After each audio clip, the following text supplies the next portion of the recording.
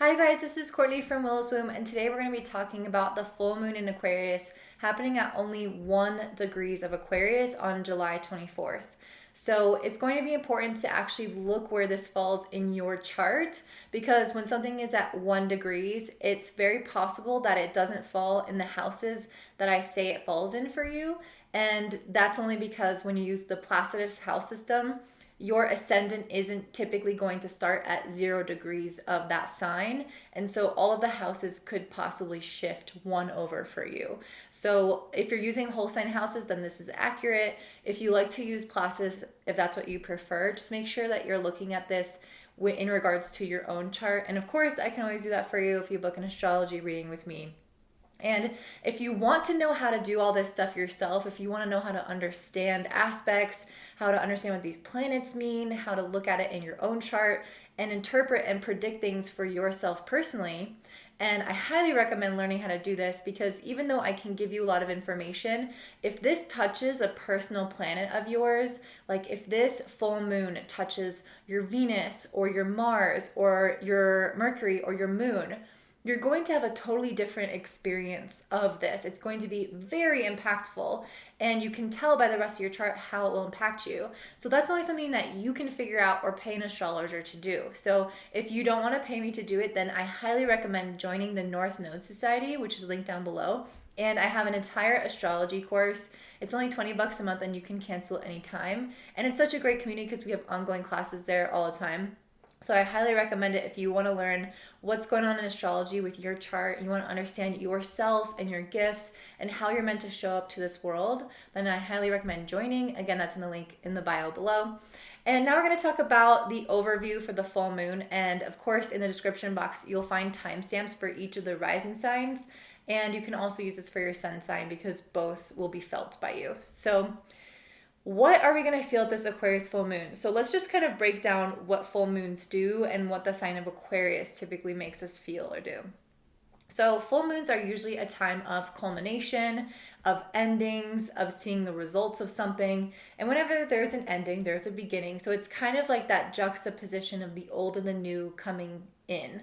But normally we're going to see results. And Aquarius is typically an energy that makes us feel separate or different from other people. I see a lot of people with their rising sign in Aquarius or their moon in Aquarius or even a strong Uranus feeling like they typically don't belong as much to one specific environment. These are people who usually belong to lots of environments and not perfectly to one, or they just kind of feel like they were different from their family growing up, especially if your moon is in Aquarius, or maybe they like lived abroad and things like that. So I feel like a lot of this that we're dealing with right now is kind of an integration of various aspects of ourself that maybe make us feel separate from who we want to be. And I'm going to kind of get into this in more detail, but I don't normally talk about some aspects that I'm going to talk about today because in traditional astrology, they don't consider them an aspect. But because it's happening to the moon and I felt called to do it, we're going to talk about quincunxes. So if you guys have heard of quincunxes, inconjuncts, or 150-degree separation of planets, we're going to be discussing that a little bit today. Before we do that though, let's talk about one of the main events with this moon, which is the fact that Pluto is going to be within 6 degrees of the moon. Normally, I tend to use an orb of 5 degrees, meaning that I feel like Pluto is a little bit out of reach for it to make a huge impact or for it to be very obvious. And this is why it's so beneficial to learn astrology and know if something is hitting your chart in a strong way or a weak way and how that might affect your life. But yeah, having Pluto on the moon, it means it's going to be opposite the sun. I think it's going to start to bring up some childhood trauma. I was pulling cards around this, and that was kind of the feeling that I was getting with Pluto, is that Pluto is a planet dealing with a lot of suppressed emotion, a lot of suppressed circumstances, and suppressed parts of ourselves. And the moon is often representative of our childhood experience. So if you want to see what your childhood is like, look at your moon, look at your 4th house cusp, and any planets in the 4th houses. But yeah, so having Pluto there, I think can bring up some of the things that have possibly been suppressed from childhood that has been holding us back. Because really what I feel like this Aquarius moon is about is partially about us up leveling in our life. If you watched my last video with the Cancer new moon, I really felt like this was us wanting to have a new up level, but needing to figure out some emotional things first to kind of lay that foundation to understand where we are emotionally before we can start building. And so I feel like with this Aquarius full moon, we're being asked to release maybe some really bad habits, some old ways of being, so that we can finally step into that new. And I think part of what we're releasing or having to examine at this time are things from our childhood or patterns that have arisen because of our childhood that are basically coming for us to focus on. And especially because the sun is in Leo, there's never a better time to focus on oneself, your goals, your confidence, your well being than when the sun is in Leo. We are all the stars of our own plays right now. And so it's going to be really important for us to remember to put ourselves first at this time. And so sometimes it's going to be things from childhood that come up that show us where we don't put ourselves first, where we answer to other people, where we give our power away. And that's especially true with Pluto, because there's always, with Pluto opposite the sun, there's always some kind of power dynamic, power struggle, or this feeling of wanting control or to take control. So there's oftentimes circumstances that will present themselves that kind of try to take your power away for you to realize what that feels like so that you can strengthen your power and take it back. And so I think that a lot of this childhood, I guess, like the habits that we've formed from childhood are going to crop up at this time so we can see maybe where we've given our power away.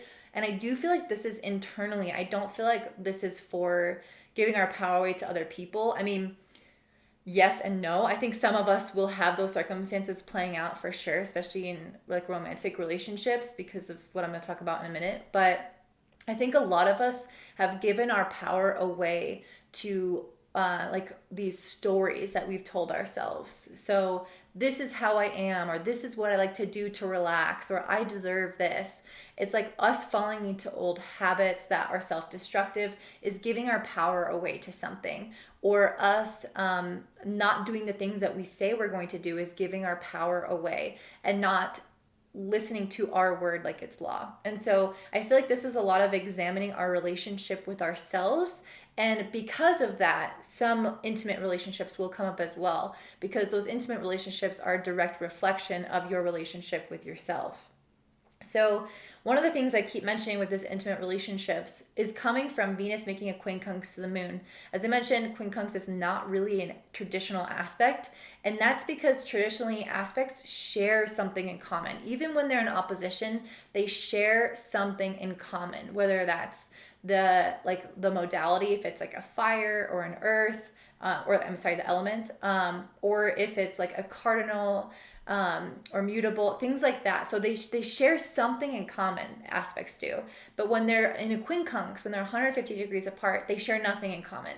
And so they're like two aspects of your life running in opposite directions or in completely, totally different directions and not acknowledging each other, not helping each other, and not getting you towards your goal. And so there's an incongruence happening with Venus and the moon. So I think a lot of us are experiencing this kind of incongruence where the moon is what we want. We want to master our minds. We want to up level as people.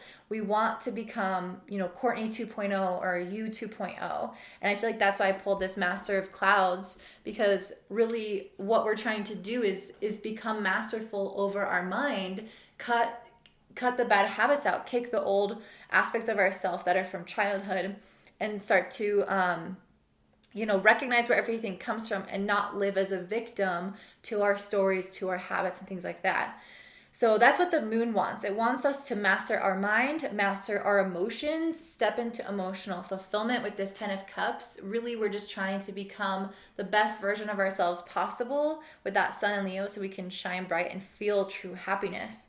But Venus is making a quincunx to it, which to me is saying there are some aspects of our intimate relationships with people or with money or both, or even with your own sexuality or your own self-confidence. So it doesn't just have to be those two, but it could be your relationship with yourself, with your intimate partners or your close friends, or your relationship with money that is having trouble integrating at this time. So it's very important for us to listen to our conscious mind, our intuition, in order for us to start actually taking action on the things that are coming up for us. So if there has been things in your relationships or your relationship with money, your relationship with yourself, that you lay awake in bed at night and you tell yourself, I need to do this, or you know on your conscience that you need to do something, or in your gut, in your intuition, you need to do something.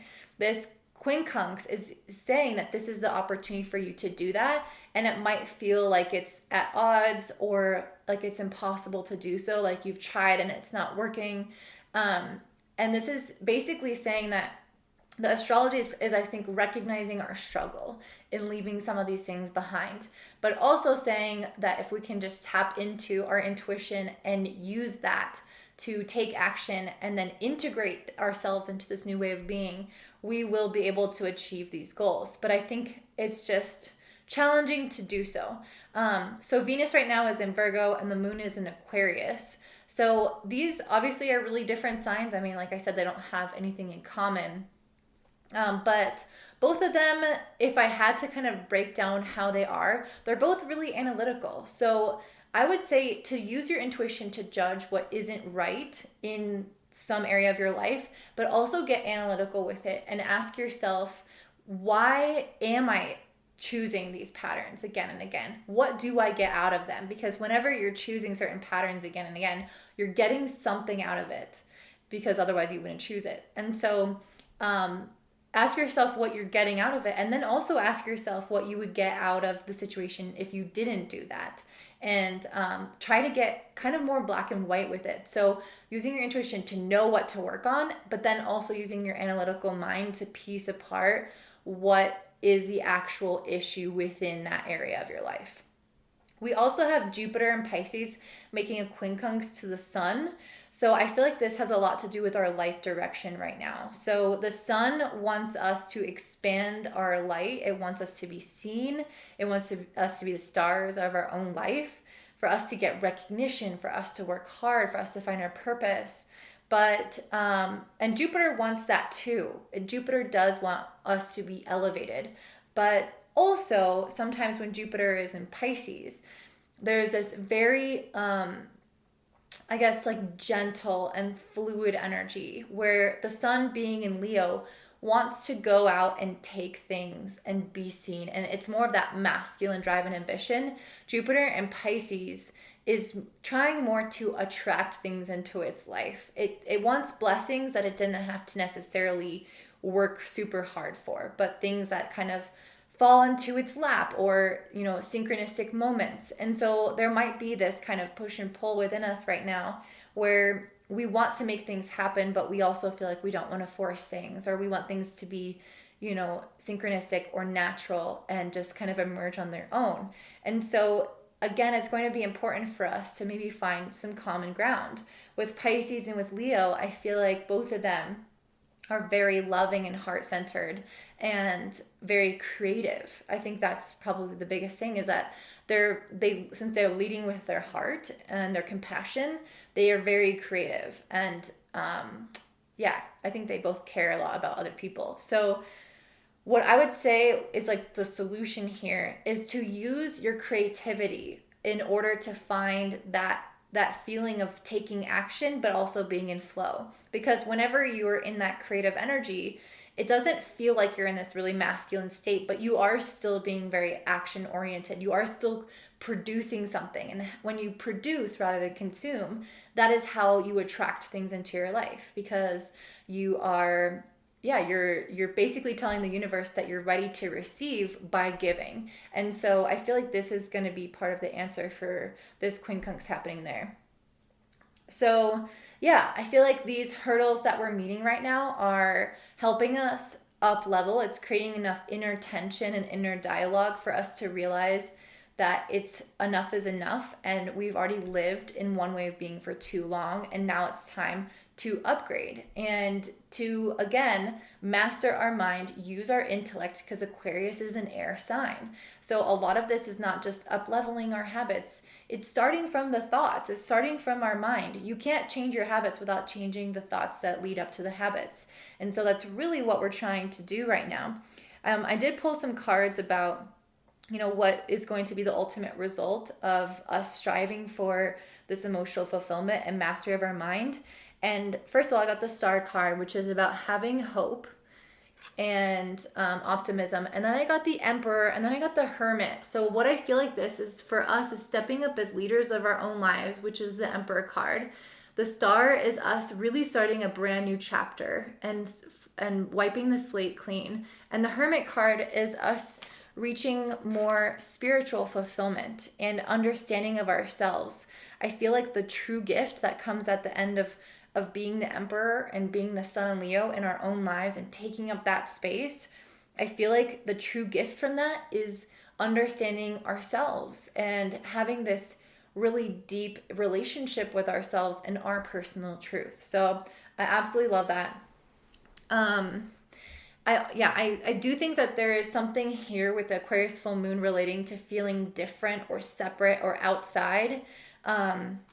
Because I pulled this Moldavite card, which has a lot to do with Aquarius energy. Moldavite is basically I don't know if you would call it a crystal, but it comes from, I think, a meteor from space. So it's literally not from the earth. And so it's interesting that I pulled this card specifically for this moon because I feel like there is some kind of underlying theme of separation here. And I think that it could be internal, like us feeling separate from who we want to be. But I also think that there could be some feeling of having to separate ourselves from maybe old friends, old situations that feel really comfortable. So that feeling of taking away your kind of crutch or your home that felt really safe, but it's in order for you to feel good. And that's why when I pulled some cards about like what's stopping us in this full moon, what's stopping us from really having success, and I pulled the Four of Wands, which says homecoming. So this is literally a card of being home, being in the safety of your home. And so that's the feeling that I got, was like we're too comfortable. We're too comfortable in this routine. We're too comfortable with who we are, with who we hang out with how we spend our time. And it's time to start listening to the universe, because I pulled the Four of Cups in reverse, which to me is really saying that the universe has been trying to give us more opportunities. Really what I feel like it's been trying to give us is ideas of what to do. It's been telling us, whispering in our ear, you need to be doing this, you need to be doing that, or you need to stop doing this. And I feel like what we've been doing is neglecting that for the sake of stability, for the sake of status quo, with the King of Pentacles in reverse. I feel like we've been holding on to what we think keeps our life stable, but in actuality, it's actually keeping us stuck and not stable. And so it's time for us to let go of some of these things and have more compassion with ourselves. But really, it's all up to us. We have the personal power to make the decisions now, to have different choices, to do things differently, but it's up to us. And I think for a lot of us, because this Queen Conjunct Venus, a lot of us are going to have romantic themes coming up at this full moon that have a lot to do with what we're meant to leave behind. If you've been in relationships that are not reciprocal with the Sun and Leo, it's time to take your power back and say, I deserve this. I am the king or the queen of my own empire, and I deserve this kind of love, this kind of relationship, and for someone to show up in this way. And I feel like a lot of us are going to be having that. And if it's not that, maybe it's time to be more like a romantic with yourself. You don't have to have somebody else to feel like you're in love with yourself. And so I think that's also a common theme of what's going on right now. So let's talk about what's going on in the astrology that is not directly touching this moon, but is going on with the other planets themselves. So we have Venus in Virgo conjunct Mars and Leo. These are conjunct within 6 degrees, which is again a little bit wider than I typically look at. But I wanted to look at it because it's a special alignment that we don't see all the time. So Venus and Mars aligning, this is something I also talked about in the last moon. And I do think it has a lot to do with our desire nature. What are we wanting to see in our life? What wealth do we want? What happiness do we want? What relationship do we want?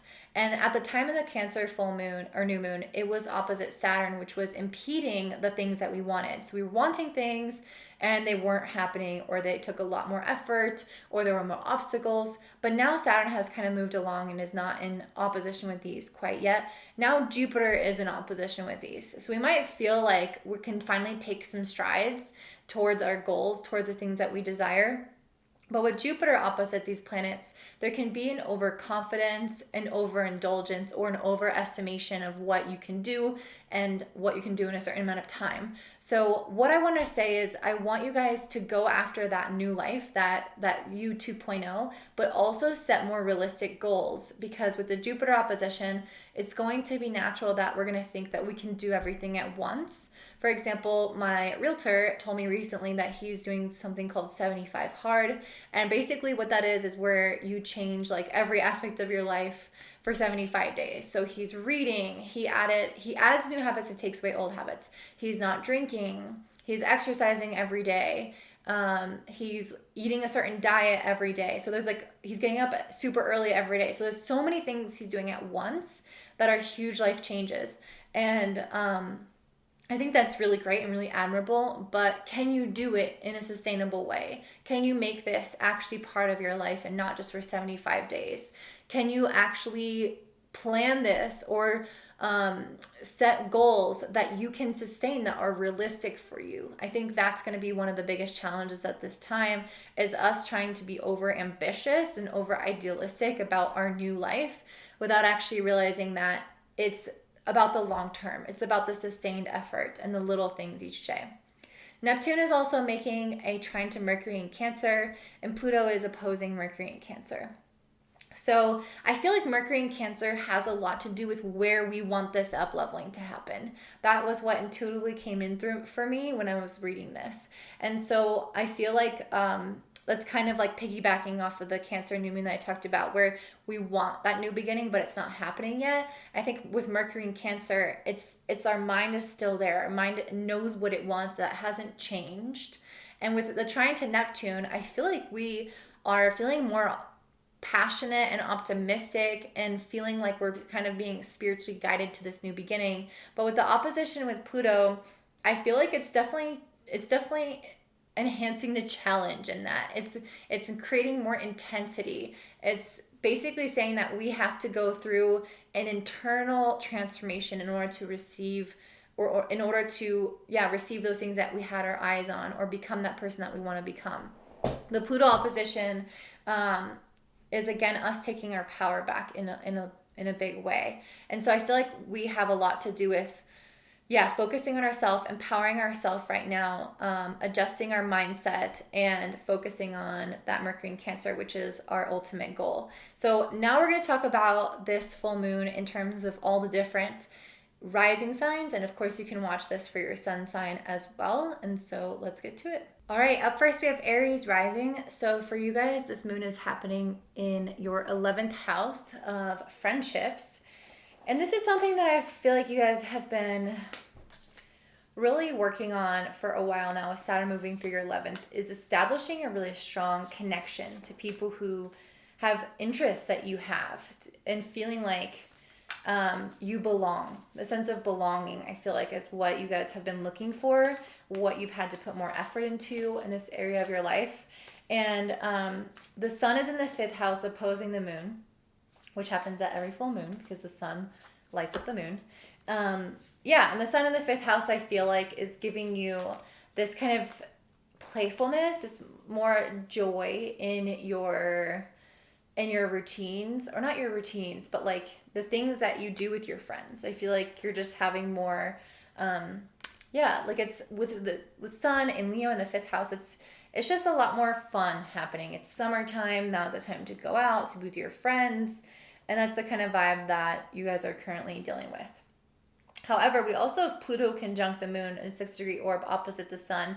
So I feel like this time can also bring up kind of more childhood issues in regards to your relationships. Like, it can possibly trigger some things in regards to your insecurities in relating or connecting to other people. And it can bring some of that stuff up from when you were a kid. So if you had maybe some like repressed emotions around being excluded, especially since this is an Aquarius full moon, of being excluded, feeling different, feeling outside, not having the friends or the support that you need, some of those things can come up at this time. Some of them can be triggered for you to fully process and deal with. Venus is in the 6th house making a quincunx to the moon, and Jupiter is in the 12th house making a quincunx to the sun. So Venus in the sixth making a quincunx to the moon. I feel like this has something to do with your work, basically kind of being slightly at odds or not compatible with your desire for belonging. So on one hand, you can meet friends from work and they can kind of coincide and go together. But on the other hand, it's the act of having a lot of responsibilities that can take away from your ability to be carefree, your ability to actually go out and strengthen those relationships because of your amount of time you have. So there can be that kind of aspect to it. And yeah, the Jupiter in the 12th making a quincunx to the sun in the 5th house. Normally I don't talk about quincunxes, so it's hard for me to like know how this is going to translate into your life always. Quincunxes are so weird because it's like there are two areas of your life that really aren't supporting each other. So I feel like maybe there's some aspect of Jupiter in the 12th where you kind of want to be alone. Yeah, like where you like honestly kind of get a lot of joy in stillness. You get a lot of joy doing things on your own. You've maybe gotten used to doing things on your own, and that can kind of go against you going out with your friends, having fun, and being super social. Like there's some aspect here of self-isolation that could be something that you've gotten used to over time that you need to, I guess, address. So coming up with creative ways to manage your time so that you have time with your friends and are not in this situation of having too much time alone or too much time at work doing serious things. Also, Jupiter in the 12th could be things like, I mean, Jupiter is such a positive planet, so I had to even say that. But it could be things where you feel like you are escaping from life. So, interesting. So yeah, if there's anything where you feel like you're kind of disconnecting from your life, that could also impede you from these more like social interactions. So if you're a stoner, for example, or you are like drinking a lot, for example, those things could kind of get in the way of making your life more social, more connected to people. Okay. Okay, it's interesting because Jupiter in the 12th, especially in Pisces, it reminds me so much of somebody who is getting divine downloads through their dreams. And I actually just pulled this card, which specifically is saying that you're getting a lot of information coming through to you in your dreams. So I think one of the biggest things I have to say right now is that part of how you can integrate Jupiter in the 12th and then the sun in the 5th is by starting to jot down what is going on in your dreams, which is pretty, I mean, I feel like that's somewhat creative, is trying to not only jot it down, but figure out what that means, what it's trying to say to you. And so, yeah, I feel like that's a really great way to handle this energy. So I think that's one of the things I wanted to say. And then with Venus in the 6th making a quincunx to the moon in the 11th, there's again this analytical energy coming in with Virgo and Aquarius, where you can actually get super analytical about where your time is being spent. Like create a schedule of your day without, basically what I like to do is write down 15-minute increments. How are you spending your time? So you know where that's going. And then be real with yourself about where you can put more time towards your relationships with people, and maybe where you could spend more time in other areas of your life getting your responsibilities done. This card, the Celestite card, is a lot about your throat chakra. And right now, you guys have Mercury and Cancer in the 4th house.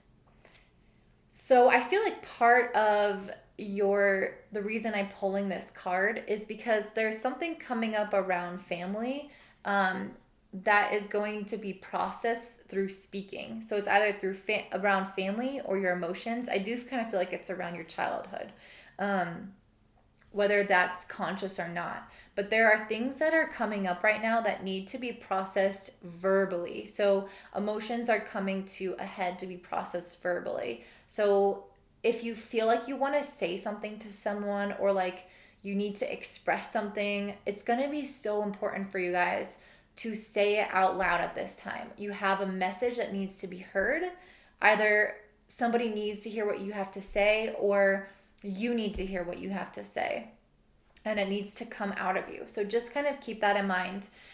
Mercury is also making a trine to Neptune in the 12th. So some of these things could be sort of related to those dreams that you're having. Since I pulled both of these cards, maybe it would be beneficial to actually like talk about what dreams you're having with somebody and to figure out what some of these things mean. Pluto in the 10th is also opposing Mercury and Cancer in the 4th. So some of the things that you might dream about might have to deal with your relationship with authority, your parents, or even your workplace. So you could be having a lot going on um, in terms of your work and like processing things related to what's happening at work or with some kind of authority figure. And so I think that a lot of that is going to come up in your dreams that you're meant to sort of release and let go. It's really interesting. I pulled this endings card here. And full moon are a lot about endings. So I kind of feel like maybe what's ending is part of your struggle in your relationships with other people. I feel like the moon being in the 11th house, it's saying that there is an ending of you having to strive so hard just to make connection. I feel like you guys have been doing that with Saturn moving through here. It's been a lot of effort, or even if it's not a lot of effort, it's at least been a heavier side of your life where you haven't felt maybe as connected. But with this full moon here and with the endings card, I feel like what it's trying to say is that you've made it to at least step one, where you now have a somewhat of a foothold. You at least now have more connections and a little bit more friends than before. And I feel like that's what this moon card is saying, is that you're feeling maybe a little bit more emotionally fulfilled because of these relationships. And so that feels really positive to me. It feels like an outcome that, everyone has been wanting. If you're an Aries rising, you've been wanting these relationships, these connections, this feeling of belonging. And so I feel like it could be highlighting an ending of feeling like you don't belong. I don't think it's like perfect by any means. I'm still offering advice around how to connect more. But I do think that the hard times are over in a sense. Like I think you guys have enough to feel emotionally satisfied with. These other cards. Okay, let's talk about Venus and Virgo. So you guys have Venus in your 6th house in Virgo making a conjunction with Mars and Leo in your 5th house. A loose conjunction is only 6 degrees.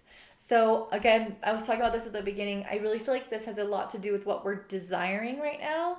So Mercury in Cancer is like how we want to up level. I feel like for you, you're trying to up level emotionally.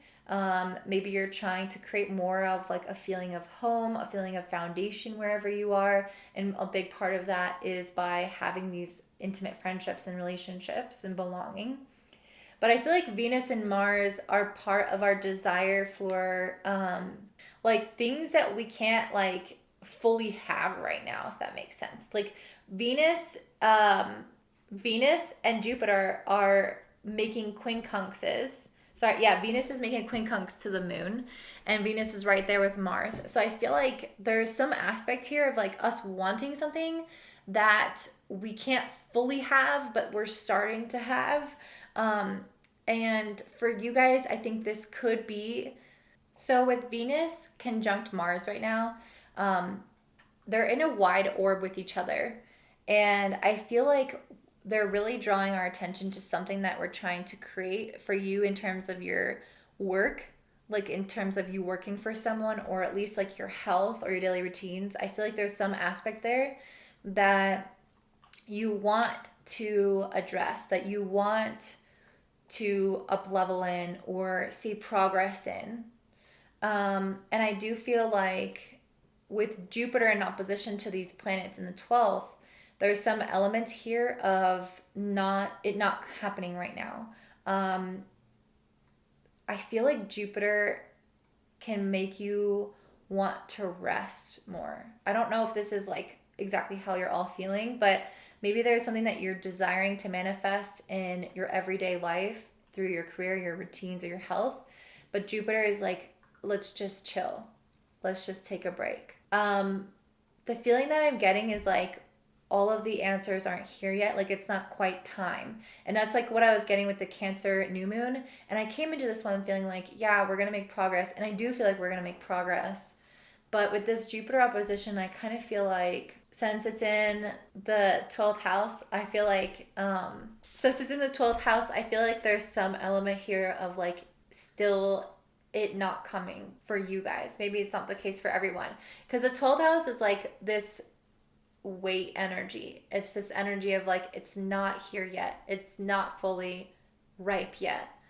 It's not ripe until it emerges in the first house. So I also got the Just Breathe card. So that's also what cued me into that. Is like, okay, there's some aspect here of your change wanting to be made. I feel like there's two changes that we want to be made to make. Sorry if I'm like rambling a lot, but the change I feel like that we want to make is with Mercury and Cancer in the 4th house. And for you, I feel like you are actually going to make those changes. And that's in terms of you creating a solid emotional foundation that is backed up by these new relationships that feel positive to you. But the other thing that we want to create is with Venus and Mars. And I kind of feel like that isn't fully coming through to the extent that we want it to come through. And for you, with Venus in the 6th house and Mars in the 5th house, this could be coming in around romance, but I feel like it's mostly coming in around your work. Like I feel like there's something that you want to see happen in your career. You want to see progress. You want to feel like things are doing really well. But maybe it's like you're being overly optimistic about it, with Jupiter in the 12th, about how much time and energy that takes. But really, I kind of feel like it's you maybe not having as much like energy or opportunities or circumstances working out for it to be what you want it to be. Like that's kind of what I feel like with this 4 of Cups is like you're getting offered things, but it's not quite what you need it to be. Like it's not like you're sitting there with your, this is the card where they have like the woman's back to the cup being offered. And so I feel like the universe is kind of giving you stuff, but it's like not exactly what you need to make this happen in your career or in your health or your daily routines or possibly in your romance. But what I feel like is saying is just wait. Like it's the fruit isn't ripe yet. With Jupiter in the 12th, you're still brewing. There's still some like things that need to come through. And I think your dreams are part of this. Like what's happening in your dreams needs to come up to be processed. And yeah, so because basically I think there's like stuff in your subconscious or your dreams that your subconscious that's coming through your dreams, and that is ultimately going to give you more information about what's going on. Okay, I feel like that was really all over the place. Sometimes my worst readings are Aries because you guys are first, and I don't know why. It just takes me like a second to get in the flow of things, and I start to like second guess myself and think I'm talking too much. And so yeah, I just want to say that I'm sorry if this wasn't very good for you guys. But generally I feel like what I want to distill at the very end of this is that I feel like you guys are having an ending in terms of the frustration in your relationships. I think that there's a greater sense of belonging coming through for you guys. I think you're wanting to have some kind of advancement in your career that's just not ready to be ripe yet. It doesn't have to be career. It can also be your routines and your health and your daily grind. And I feel like you are finally creating more of an emotional beginning, and that is being supported by these friendships. So that's what I see for you guys, Aries Rising and Aries Sun, and I hope that you enjoyed it. I really do. If you did, please comment below. If you didn't, please also comment below and let me know how much I suck. So I hope you guys have a great day. Bye. All right, up next we have Taurus Rising. So for you guys, this full moon Aquarius is happening in your 10th house of career. That means the sun is opposing it in your 4th house of home and family. So you guys, I feel like this is good. Whenever we have a full moon in the 10th house, I feel like it's bringing some career results. It's bringing some things that you can see and experience externally that you feel like have been long overdue. And with Pluto on this moon, I think it can bring even more intensity into this experience. Which I feel like is partially you guys kind of owning more of your power within your career. You guys realizing how much of an impact you can have on people's lives, and I feel like it's because you guys have kind of been going through it in terms of career. You've had Saturn here. So it's been trying to up level you in your career. And I feel like now this full moon is coming in and saying, like, yeah, you've actually achieved a lot and done a lot within yourself, and you've really fortified your own strength within yourself. And so, yeah, that seems really positive to me so far. You might have also had some pretty challenging experiences coming through in terms of career or in terms of family, where you feel like someone is like more influential, controlling, dominant with this Pluto opposing the sun. It's a wide orb, so you might not really feel it, but it could have been something that happened over this past month that felt a little frustrating. And that's part of what helps you solidify your power, though. So if that did occur for you, I feel like that's good because it helps you. Okay. You guys also have Venus in the 5th house making a quincunx to the moon in the 11th. That's funny because I just pulled this romance card. So Venus in the 5th is all about, if Venus in the 5th is all about romance. That's exactly what that is. It's enjoying your partner, having more sexual relationships, dating, having fun. But it's making a quincunx to the moon. So there's some aspect of this in your life that's not on the same page with your career. These elements need to be integrated. And so this is so hard for me to explain because I never talk about quincunxes. But there is some element that needs to be integrated here of like your passion in your romantic life, whether that's just like in pleasure in general, and your career. And I feel like that's probably why I pulled this Page of Cups, which says play. I think that's what it's saying. There needs to be more creative, there needs to be more playfulness in your career. So like using the air signs, Virgo, or the analytical side of Virgo and Aquarius, which Venus is in Virgo, the moon is in Aquarius, using your analytical mind to determine what you can do to be more playful. I know it's kind of weird, but like actually sitting down and asking yourself, like looking at the areas of your career and asking yourself, where can I have more wiggle room for play? I feel like that's a really big part of this because with Saturn moving through there, it's probably felt more responsible and heavy and less creative and playful. Maybe it's felt creative, but it's definitely felt very responsible. So now it's time to feel playful and fun. Yeah. And also it says like no need to worry. I feel like this is time to take some of that pressure off of yourselves. Maybe you've entered into more responsibility within your career this past year and it has you more worried. Whenever you have more of an investment through time, money, energy, emotions, you can worry more because you have something to lose.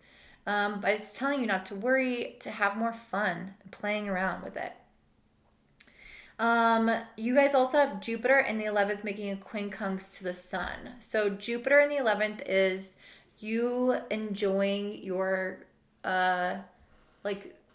enjoying spending time with like-minded people. This is groups of people who enjoy things that you enjoy. This is your friends. This is your community. And it's quincunxing the sun in the 4th. So you being around groups of people like that is somehow at odds or not helping the area of your life related to your home life, your emotional life. Maybe not your emotional life, but I feel like it's more of like your home life, like your home stability. So this is a good time to learn, to figure out how you can kind of use these areas to support one another. So maybe there is some aspect of your home life that you could bring to your friends, or your friends that you could bring to your home life, and kind of have these things mingle a little bit, like maybe sharing some parts of yourself that you haven't shared before. Yeah, I feel like that's a really great way to do that. And I also pulled the Hierophant card, which has a lot to do with like tradition. And so you guys might have this kind of side of yourself with Saturn moving through your 10th, and then with Jupiter in the 11th, you might be kind of following this more traditional role. So like not mixing like work and friends or that kind of thing. You know what I'm saying? Like, oh, I'm not gonna talk about myself to my clients, or I'm not gonna open up about this thing to this person because I keep these parts of my life separate. I feel like this Hierophant card is saying maybe it's okay to be more transparent, not to follow so much the traditional rules of what it's like to be, you know, a business owner. Like, okay, you keep your client's life separate from your life, but maybe you don't need to do that as much. Maybe there's some element there where you can unlearn the current rules around like family and friendships, or your intimate life and your connections with people who understand similar interests.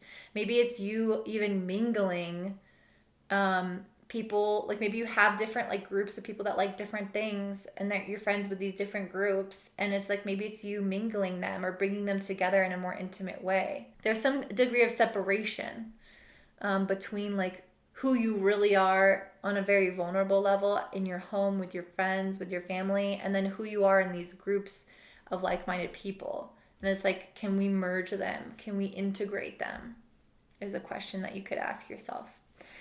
You guys have Venus and Virgo in the 5th house conjunct Mars and Leo in the 4th house is a loose conjunction. So I feel like you guys are feeling more energized to create things, to honestly to go and just mingle with people and kind of focus more on your romantic life. And Jupiter in the 11th is making an opposition to this. So sometimes it might feel like your friends or your responsibilities or your connection to these groups of people could be at odds with this like more playful side of you, just like having drinks with your boyfriend, or traveling, or even you trying to create something and having time to make that thing, or spending time with your children.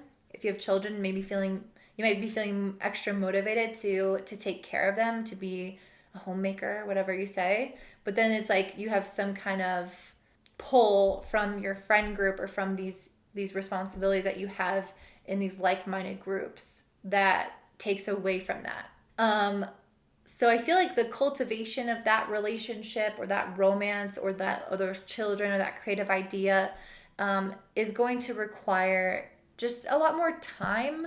I did pull the card within the next few weeks, so I feel like maybe you'll feel like things are starting to kind of come together over the next few weeks. So if it's not happening right now, that's okay. Like things are going to get moving again, but it's saying to be resilient with this 9 of Wands.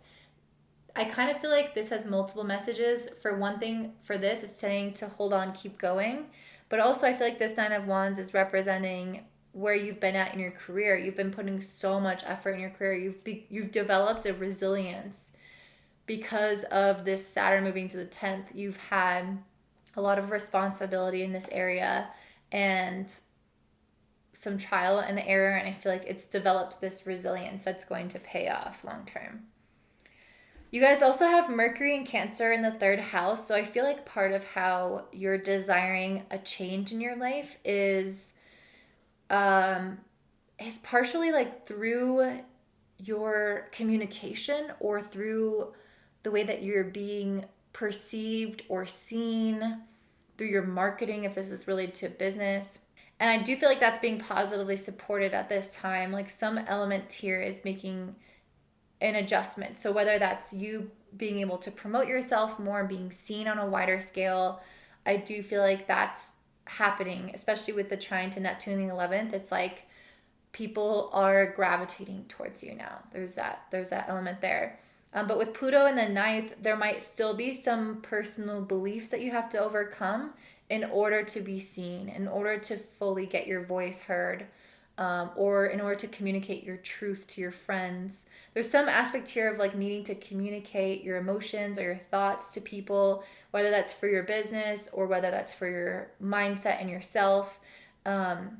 Whether that's to your friends, whether it's to a group of like-minded people who support your business. I see that all flowing together, but I feel like your personal beliefs could get in the way where you tell yourself, maybe I shouldn't share this, like nobody cares, or maybe my business isn't going to do well because of I'm not good enough, or something like this. Like there's a need to believe in yourself more for this to fully occur. So yeah. I think that's all that I'm seeing for you guys, Taurus Rising. It feels like some good news coming in for your career. It feels like you guys are having romance on the mind, possibly. If not romance, it could be your creative ventures. And I feel like with Jupiter in the 11th, there's a heavy focus right now on your relationships, on your friendships, on these like minded groups. But somehow, Jupiter is actually presenting a problem. Jupiter is making a quincunx to the sun. It's opposing Venus and Mars. So it's like being thrown into this scenario. These benefits of having this group are actually somehow a challenge as well that you're needing to work with and overcome to find a balance. So that's what I'm seeing for you guys, Taurus Rising. I hope that this resonates, and I hope that you have a beautiful day. If it resonates, please comment down below. Bye. All right, up next we have Gemini Rising. So this full moon in Aquarius is happening in your 9th house of traveling, of studying, of your belief systems, of teaching as well. And the sun is opposing it in the 3rd house. So you guys might be extra busy right now. You might be moving around a bit more than normal, traveling more than normal because of this, whether that's locally or far away. I definitely feel like that's a possibility for you guys this time. Let go. Interesting. So I like to pull some cards to go along with the messages in the astrology because I feel like it shows me a lot. Yeah, okay. This card is exactly what I'm talking about. The 3 of Wands is the same thing as the sun being in the 3rd house and a full moon with the moon in the 9th. So the journey, the movement, going somewhere. You guys are on a longer journey, but I also just feel like you guys are feeling really passionate right now. You have a lot of energy right now. That's what the Wands is like we have our sights on something. We're in it. We've got a lot going on and we're fucking committed to it. Pluto is also in a loose conjunction with the moon, so it can make this more intense. I'm going to get to that in a second because I'm not sure how this is coming in with the 9th house quite yet. But yeah, it could present a little bit more challenges in this area, in your movement, I guess. Like it can bring more intensity to it, encountering certain situations or people that are just kind of a lot. It's just such a loose orb. I just don't feel like any of us are going to be feeling it that much. So I hate to even put too much attention on it. But it could have been possible that you've been feeling this over the course of the month. That Pluto opposing the sun, that you encounter people who are like challenging your beliefs, or you encounter more just kind of controlling people that you're hanging out with, or more intense situations. But I feel like that's probably not the case. So just kind of ignore what I'm saying. Okay, so I pulled the Mucalite Jasper and the Samadhi Quartz. Let's look up what that is. Dreams are more than movies that play in your head. Okay, someone just got this. Okay, so this is saying that your dreams are really important right now. The last group that got this was Aries, and they had Jupiter in the 12th, so and Neptune in the 12th. So I was like, okay, your literal dreams. For you guys, you don't have that. So what I feel like is happening is more so a focus on your like dreams in terms of your aspirations. So I'm going to talk about that in a minute, but I feel like what this is saying is to really tune into those dreams and aspirations. And maybe that's what the 9th house is with this full moon there. Because the 9th house is us envisioning our life long term. It's us believing we can have what we're envisioning. And I think it's gaining clarity on kind of what direction you want to go to. When I think of the 9th house, I think of like, you know, when you're traveling on a plane and they have those lines that run from where you are, and it goes like in an arch to wherever you're going, and it drops you there. And it's like that map. I feel like that's what I see with the 9th house. It's like you finally having that vision as to where you want to go. Because I do think with Neptune in the 10th, you've been maybe lacking some clarity around exactly where you're going in your career. Like you have an idea, you're taking steps, but it's mostly trusting your intuition and staying present.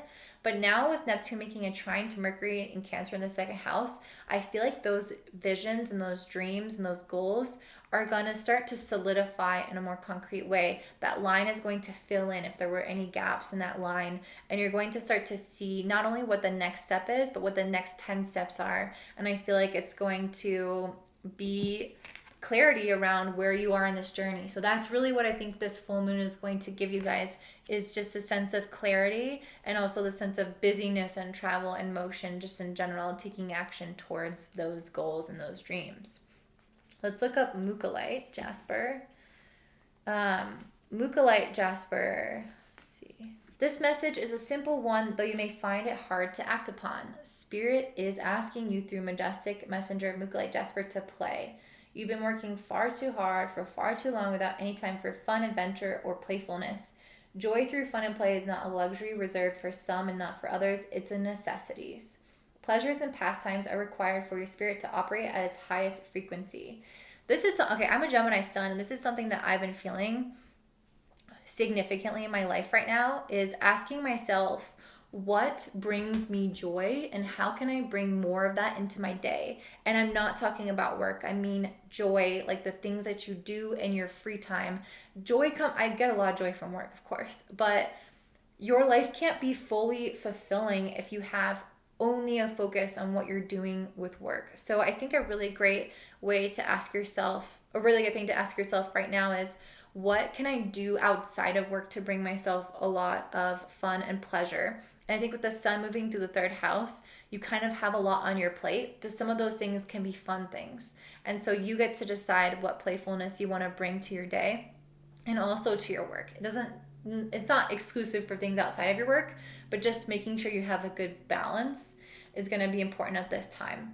With Jupiter in the 10th, I feel like you guys are getting more blessings in terms of work. Or at least you have like an extra focus on your career and your work. But Jupiter is also kind of presenting challenges at this time because it's quincunxing the sun, it's opposing Venus and Mars. So even though you want to like grow and expand in work right now, I kind of feel like that's not as much the focus. I feel like that's maybe why I pulled this play card, is because maybe you need to focus a little bit more on the stuff that's not fully related to advancing your career right now, even though I was just talking about the journey and staying busy and having insight into what that would be in your life. I do think that that's true. I do think that you're going to have more insight about where to go, but I don't know that it's necessarily the time to be acting on all of it. Jupiter is retrograde in your 10th house, so a lot of what needs to be worked on is more of like the behind the scenes stuff of your career, if that makes sense. So it's like you getting clear on where you want to go, you creating a plan, I feel like brainstorming is the right word. Brainstorming about what you want to do and how you want to take things and how you want things to be in the future. But is it a time to go out and do all of those things right now? With the quincunx of the sun and the opposition to Venus and Mars, I feel like it's not. I feel like there has to be something that you're actually letting go of first. And I think that's probably part of what this brainstorming is about, is deciding what you want to let go of. Maybe there's an old way of doing things in your career that you need to change. Or maybe there is a way that you relate to authority or you show up as a leader that needs to alter. Yeah, that's something that I see coming through here. But I also feel like there can be an ending in terms of Pluto being in the 8th house, opposing Mercury and Cancer in the 2nd house. I do think a lot of what's ending is actually your self-doubt. Like the part of you that's been holding you back in terms of your confidence. Like I think that you've been ready to move on to this next phase for a while now, externally, as in like skill-wise. Whatever you've been trying to up-level in terms of your like life path, especially in terms of career, since you've Jupiter in the 10th. But it doesn't have to be that. But it can be anything in your life that you have that vision for. I feel like you're meant to be up leveling, and you have the skills, but really you've been holding yourself back because of your insecurities. And with the sun in Leo, I feel like it's time to shed those insecurities and step into your self-confidence, step into your knowing. So it's the death card of letting go of this old self that feels really safe, that holds on to things for safety, and letting go of that so that you can step into a vulnerable position and be seen in your career in a really beautiful way. And with the trine between Mercury in Cancer in the 2nd house and Neptune in the 10th, I feel like it is going to flow. I feel like it is going to feel like once you let that go, things are coming in for you.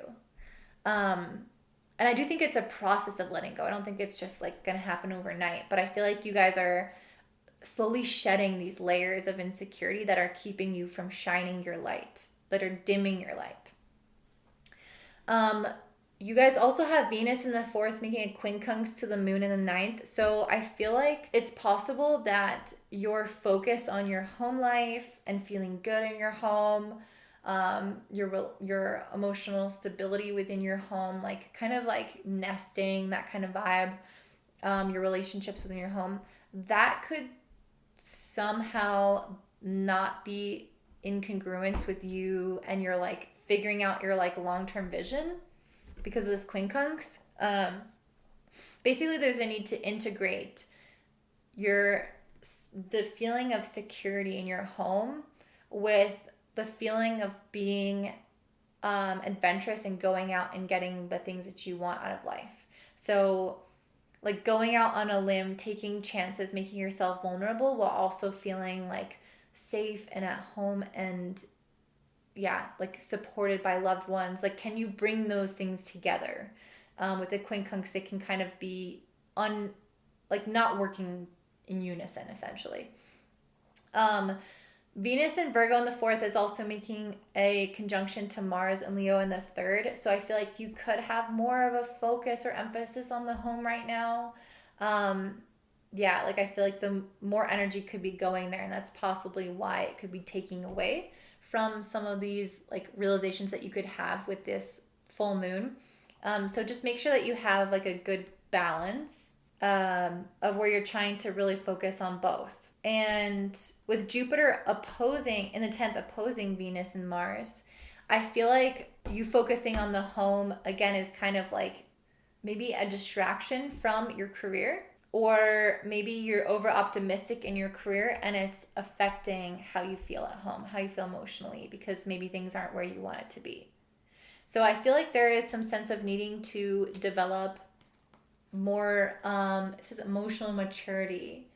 And I feel like it's not that you're not emotionally mature. It's not really what I'm getting. The feeling that I'm getting is like there is some aspect that needs to be like worked on either within the home or within your emotional nature, which I think it could be that, given this card, that could be preventing you from fully moving forward in your career, fully seeing this vision. And I think that's probably kind of what I was saying before about needing to let go of these insecurities. But I think it's coming not only from insecurities, but just like your emotional nature. So like maybe how you like manage your emotions, I guess. So if you're doing something to manage your emotions that's not healthy, that could be taking away from you being able to fully realize your potential in your career. I think that's kind of what I'm getting at here. That's what I'm seeing. There needs to be something that you're letting go of. You're holding on to something that could be a coping mechanism for your emotions that's not helping you in your career.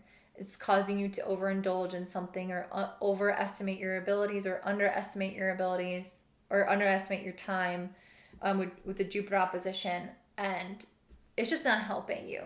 So that's kind of what I'm seeing for you guys. I feel like I'm struggling a little bit more to read for these readings. I think it's the quincunxes because I don't normally interpret quincunxes, and so it's kind of got me all flustered. So if this resonates, please like and comment down below.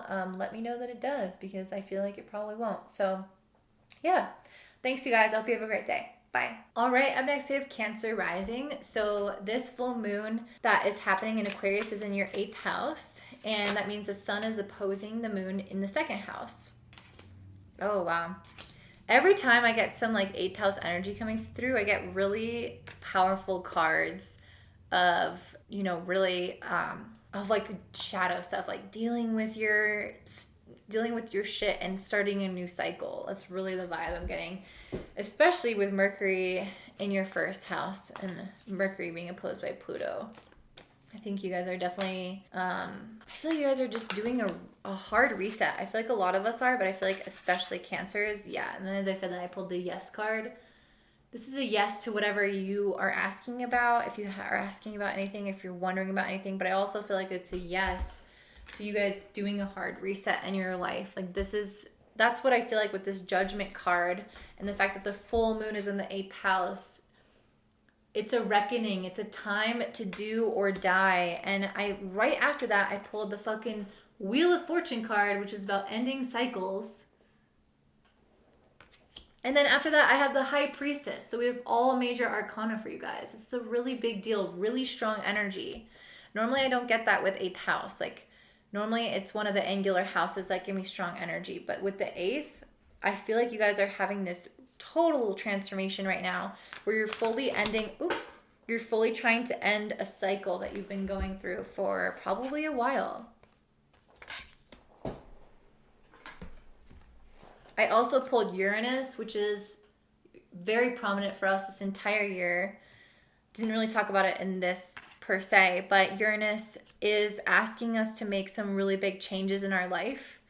And I feel like that's what it's telling you, is that you're finally ready to make these changes. And I also pulled the 6th house, so you might need to make some changes to your routine, but I think a lot of us are going to be making changes to career too, or it's both, or it's health. So I think that could be something important for you to focus on, is making changes in those areas of your life. But we're going to get into the rest of this first. Okay, so yeah, I feel like this is a really big deal, especially because Pluto is in the 8th house with the moon. So it just kind of intensifies the need to really transform, the need to really let go, to really make different decisions. And I feel like this judgment card is saying that this is one of those times in our life where the decisions that we're making right now have an impact. You have the opportunity to perpetuate or end the cycle that you're currently in and start a new one. You have the opportunity, you make the choice, you have the decisions. So all of this is coming from within you and your own power, which is Pluto, your power. So this is kind of one of those really big moments in your life where it's, again, do or die, where you can do it or you cannot do it. And it's going to have actual repercussions in your life. And I feel like maybe it's not saying that this is the only moment that you can make changes, but I feel like what it's saying is that if you do make these changes now, you really are going to see totally different results. The new cycle that you begin is going to feel so much better, so much lighter. And I feel like you guys are really being asked to use your judgment and your intuition this, because the 8th house is a very mystical house. It has a lot to do with our intuition. It has a lot to do with our like witchy self. And it's funny because I feel like the High Priestess is that card to a T. The High Priestess is our witchy self, our intuitive self, the one that knows. And it's because it's part of ourself that's like fully integrating the shadow and the light. So it can see everything because it has the contrast of light and dark. It doesn't just see the optimistic about life, it sees everything. And so I feel like you guys are being asked to fully look at yourself in the light of this and see everything and ask yourself what cycle is trying to end and end it. Make the decision to end it. You guys have Venus in the 3rd house making a quincunx to this moon. So I do think your mindset could be getting in the way. Let me pull a card for this. Venus in the 3rd, I feel like, is you kind of focusing on having harmony in your communication and your relationships, you wanting to maybe even think about relationships. And I feel like this moon is saying it's not the time to be focusing on other people. It's not the time to be trying to create harmony right now. It's the time to do what you need to do to make change for yourself, to liberate yourself. The 10 of Pentacles legacy and the 3 of Pentacles collaboration. This was in reverse. So yeah, I feel like you guys are trying to build something long term. And to build something long term, you have to have a strong foundation from within yourself.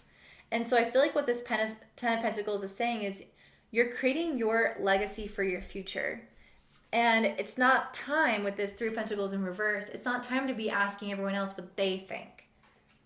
This is your legacy. This is your future. So this is not the time to be thinking about everyone else. Just think about yourself right now. And with Jupiter in the 9th, quincunxing the sun in the 2nd, I feel like there's part of you that is like optimistic and you really do see this desire for expansion and you're like, yes, I can do this. Like, I want this and I can make this happen. But then with the sun in the second, there's also part of you that's like, I want stability. I want income. I want things to feel safe.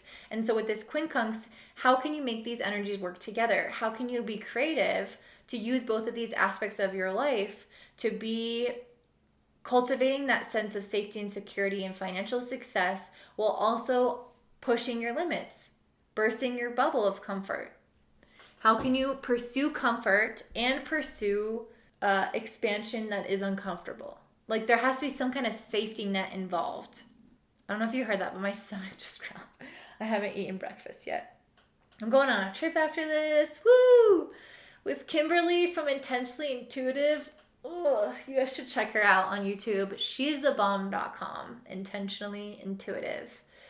She's one of my best friends here in Colorado, and I love her to pieces. We're on a girls trip to celebrate her 1,000 subscribers. So you guys should go and subscribe. She's amazing.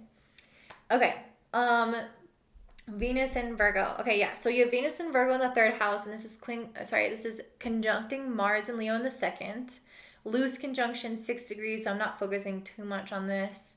But yeah, I feel like this is you kind of focusing on other people, focusing on thinking about other people or helping other people or harmonizing with other people. And it's opposing Jupiter in the ninth, which is saying you can't grow and expand if you're focused on other people. That's really what I'm getting from this. Mercury and Cancer in the first house. This is you thinking about yourself. This is you being asked to think about yourself, your emotional needs. And it's making a trine to Neptune in the ninth, which is saying that once you do that, you're going to start to see how you expand, how you spiritually grow as a person, how you grow as a soul. And with the opposition with this is where this is coming. Mercury is in Cancer and it's opposing Pluto in the seventh. So no wonder why there's stuff about relationships. Yeah, you guys are meant to be taking your power back in terms of relationships. You're meant to be utilizing that energy for yourself. I'm not saying to break up with people if you're in a relationship. What I'm saying is the focus needs to be on you right now. I feel like there needs to be more selfishness. With this trine to Neptune in the ninth, you are only going to grow as a soul once you direct that energy towards yourself. If you're putting it on trying to harmonize with people, create relationships, or giving your power away to other people, you're going to find yourself frustrated and stagnant. It's time to end this cycle. You know, with this High Priestess card, you know what it is that needs to end. I do think it's in relationships, but you know what needs to end in terms of giving your power away or thinking about other people, and it's time to be selfish, start a new cycle, focus on what you want to grow, and also focus on cultivating a greater routine. I think that's going to help you a lot. I think maybe that's that answer with the having comfort and stability while also being outside of your comfort zone.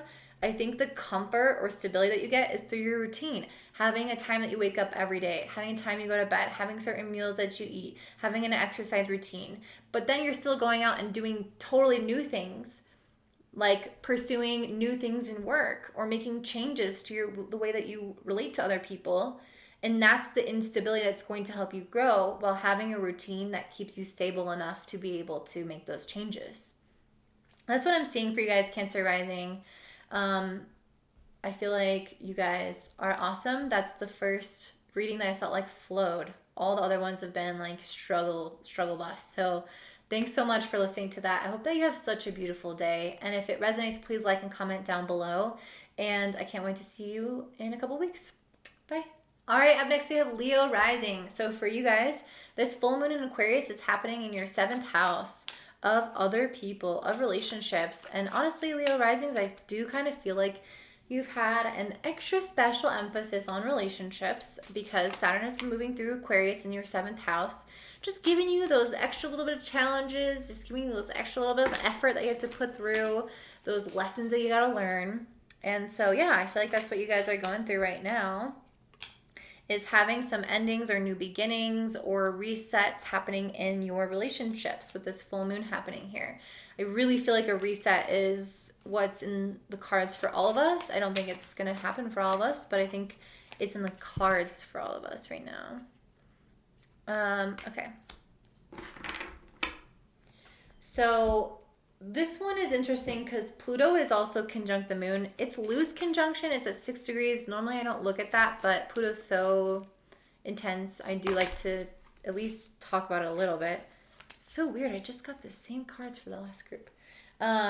So I feel like what can happen with that is I just think it's going to bring more intensity to these situations. It can bring more people trying not to take our power. Basically, I feel like it's bringing some kind of scenario that's going to ask you to stand more in your power.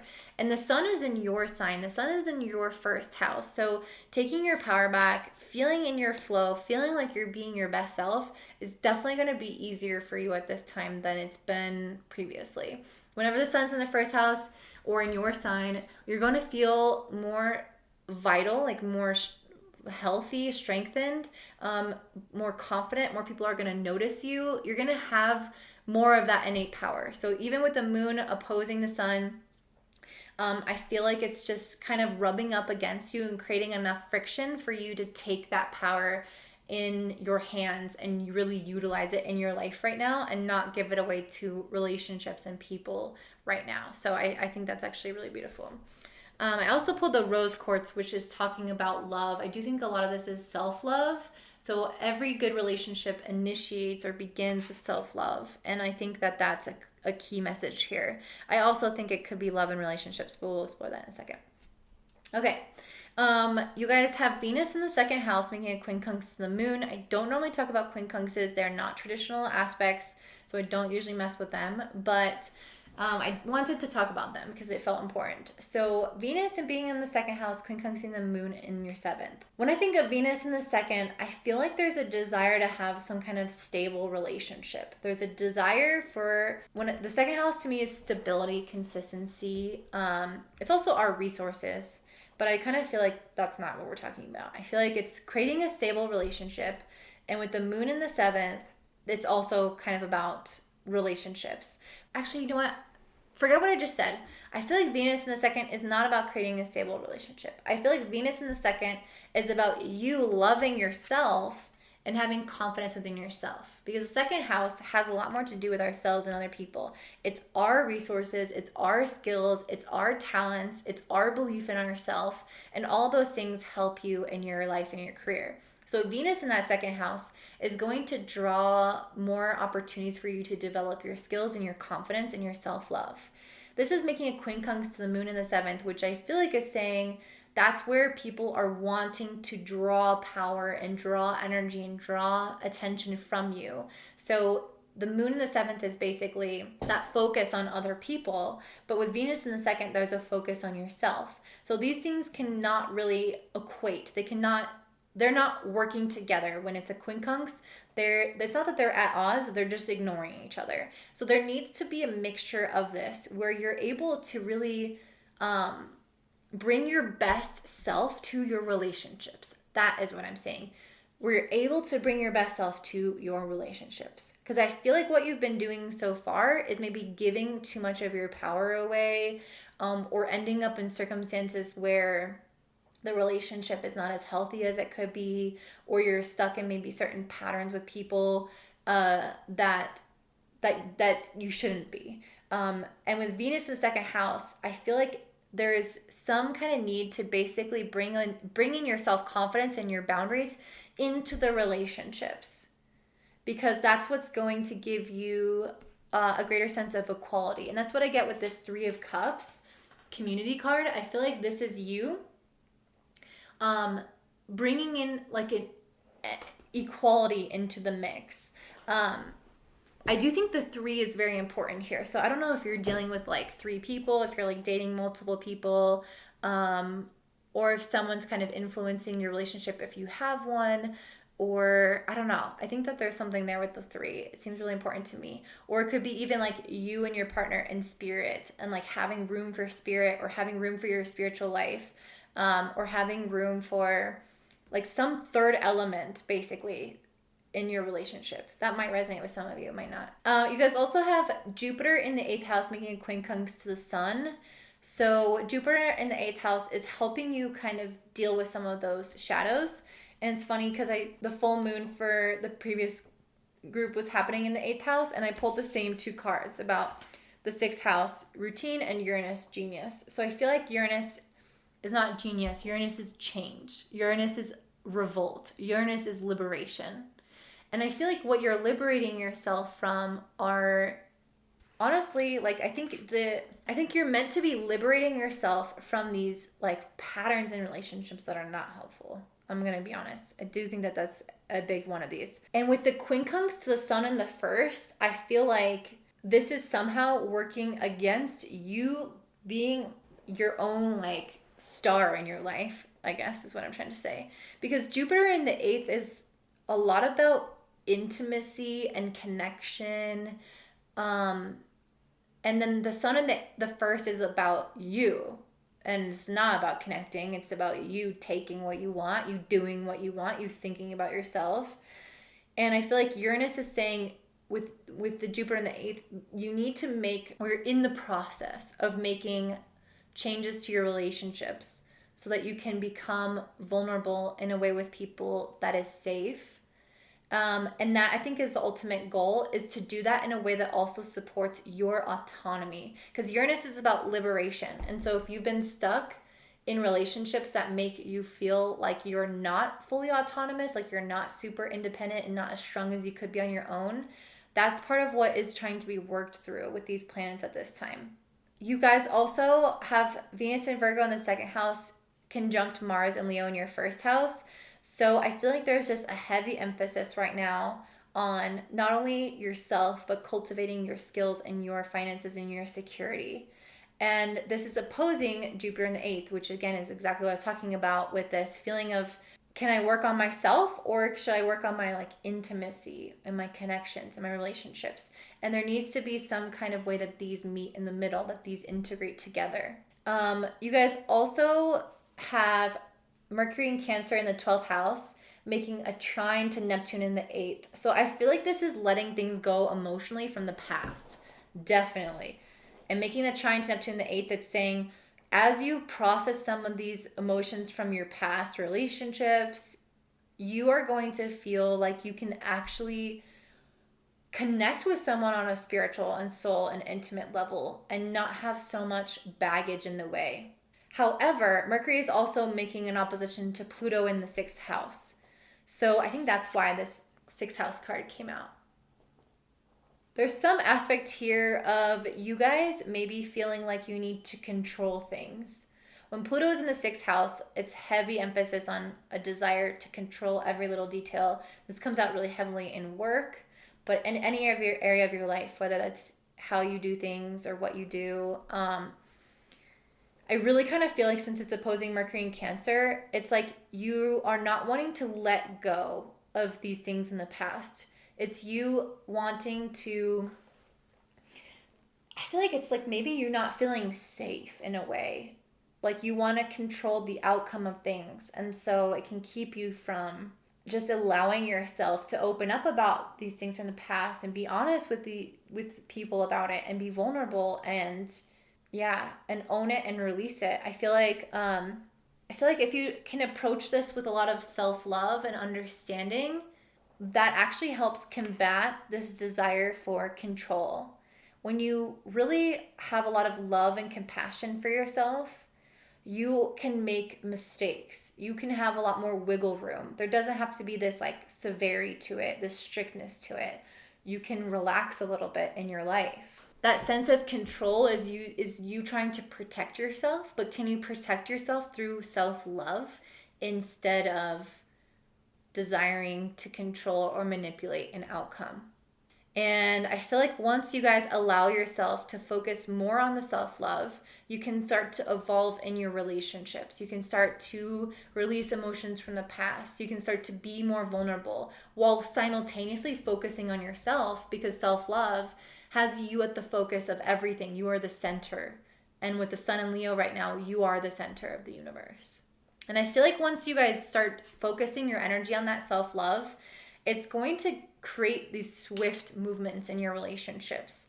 I got the Uranus card and the Chariot. I feel like this is almost like immediate change, immediate sense of relief, immediate difference in your life. So if you can just cultivate more habits of self-love, more thoughts of self-love, more energy of self-love, I feel like your life will start this like whirlwind of change in a very quick amount of time. I also pulled this Knight of Wands card, which says adventure. So I kind of feel like, I don't know what that card means exactly. Let me pull another card to see if there's anything else I want to say about that. The Magician. Okay. Yeah, I love the Magician. The Magician's my favorite card. I feel like once you guys are able to be more confident in yourselves, I think that you're actually going to start attracting a relationship that brings you a lot of passion, and that it feels like you manifested that relationship out of thin air.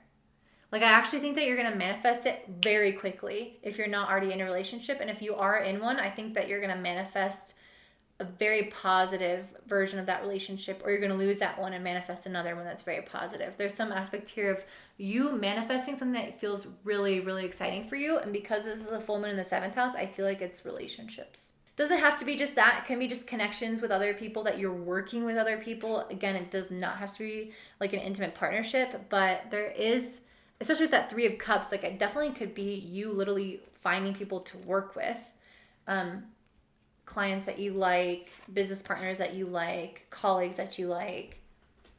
So it could be that. But yeah, that's generally what I'm seeing you guys doing is when you focus on that self-love, that you're going to start a brand new cycle for yourself and immediately start attracting positive people into your life. So that feels really good. If this resonates, please like and comment down below. And I hope you guys have such a beautiful day. Bye. All right, up next we have Virgo Rising. So for you guys, this full moon is happening in your 6th house of work, health, daily routines. I got a lot of cards for you guys. Wow, okay. A lot wanted to come out. I definitely feel like you guys are working on something, or you will be. The 6th house definitely feels like the energy of like work, got a lot to do. And that means when your moon is in the 6th and it's a full moon, it means the sun is in the opposite house, in the 12th house. So whenever the sun is in your 12th, there's normally like a lethargy. It's because we're about to come up on your season.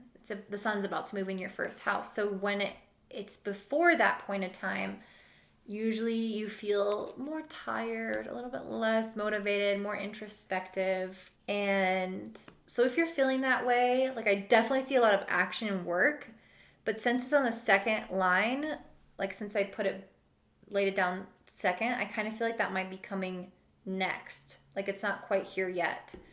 Maybe you feel like you are really busy right now. I kind of feel like it's going to pick up though. Like your work specifically, not your life in general, but your work. Okay. Pluto is also loosely conjunct this moon, a 6-degree orb. Normally I don't look at that. That's so wide, but we might feel it a little bit. So really what I'm just telling people is I think it brings more intensity to your relationships within the workplace. I think it brings more intensity to the desires that you're wanting right now, and it's asking you to take your power back in some way within your work that you're doing. And with the sun in the 12th, it's possible you can kind of give your power away to your bad habits, your self-destructive habits. If you're feeling very tired and you like go on Instagram for an hour, or you smoke a bunch of weed, or you're just not kind of doing the things that you said to yourself that you were going to do.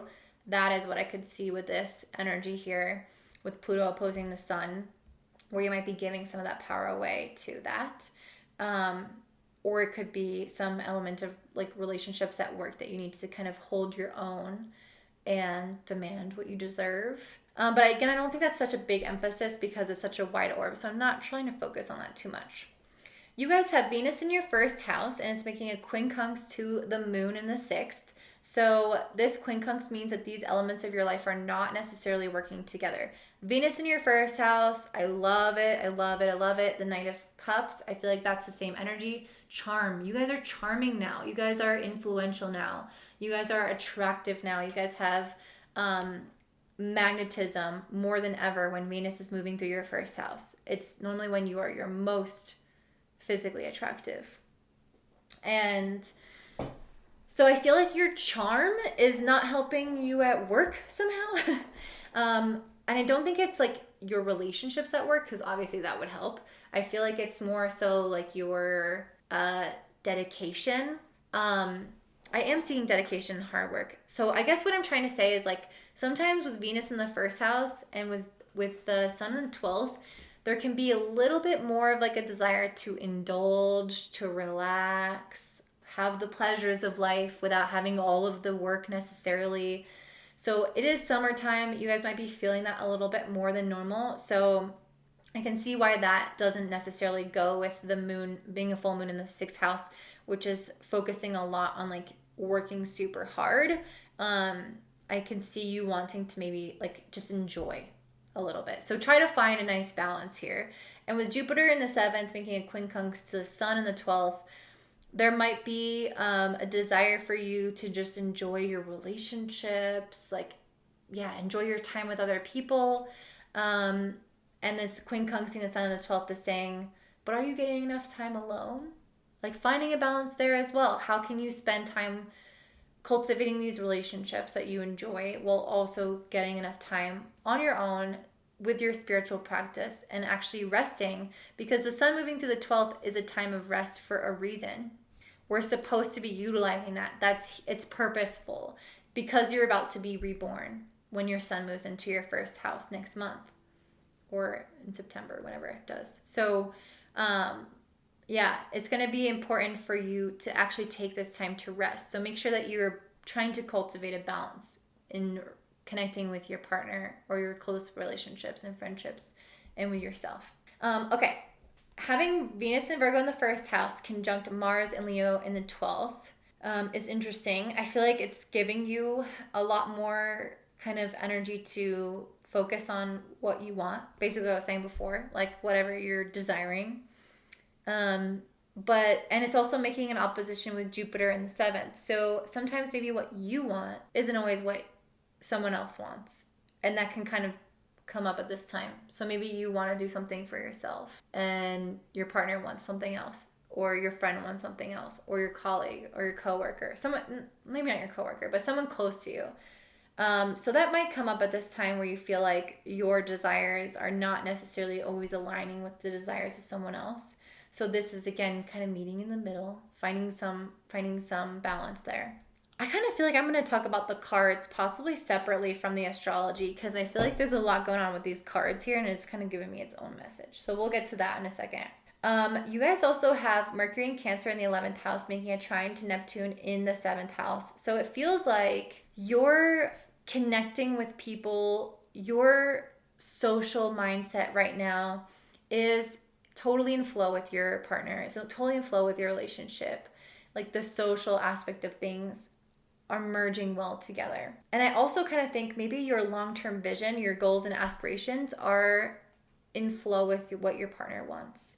I do feel like you guys might be on the same page in that area, but I kind of think it's more like the social aspect than the goals. Like I think that there's something that you want to do to focus on yourself that could feel like it's at odds with like focusing on your relationships. But in terms of like your social life or your goals, I think that your relationship is on board with that. However, Pluto is in the 5th house opposing Mercury in Cancer in the 11th house. So you planning these long-term goals or you wanting to make these relationships can sometimes be at odds with some of the things that you also want to do for fun, if that makes sense. So if you're trying to like meet certain people to network and connect, and you also just want to like go out and party or you want to make something creative, I feel like those things actually are at odds. So it's weird because it doesn't seem like that should be at odds. Like, okay, if I'm making friends, like, well, I would just go out and party with those friends. But with the opposition with Pluto, I feel like it's somehow like not benefiting you, is I guess what I'm trying to say.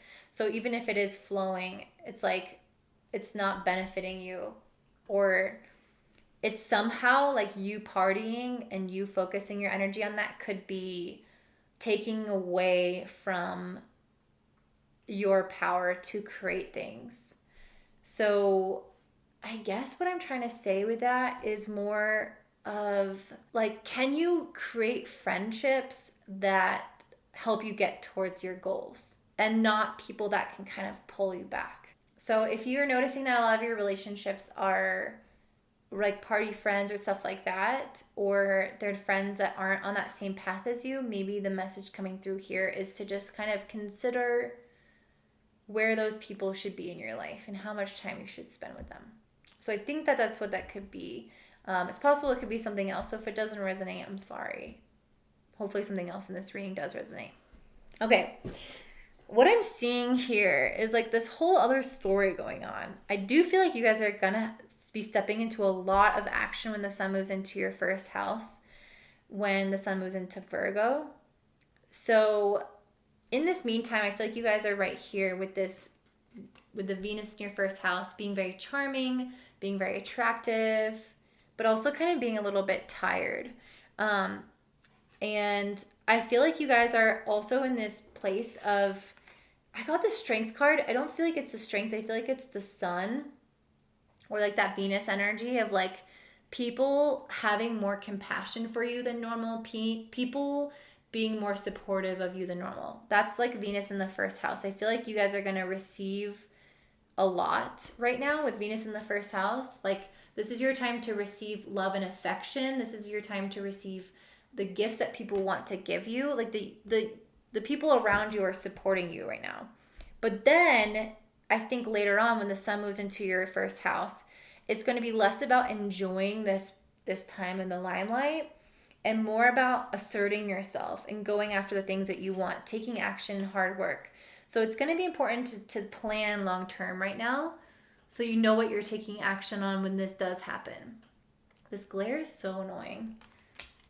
So I guess what I'm saying is don't relax too much. Like you want to relax, but you don't want to relax so much that when the sun does hit your first house, that you're not ready to go. You want to be ready to go. Air element communication. I feel like this is putting an extra emphasis on Mercury in your chart right now. And so communicating is probably really strong right now, but you also might have some moments where you need to ask for what you want in communication, especially because it's below the Empress card, receive. I feel like sometimes with the Venus in the first house and Pluto opposing Mercury in Cancer, it's like saying that you have to ask for what you want to get it. And with Sagittarius, I feel like this is telling you to plan those long-term things right now.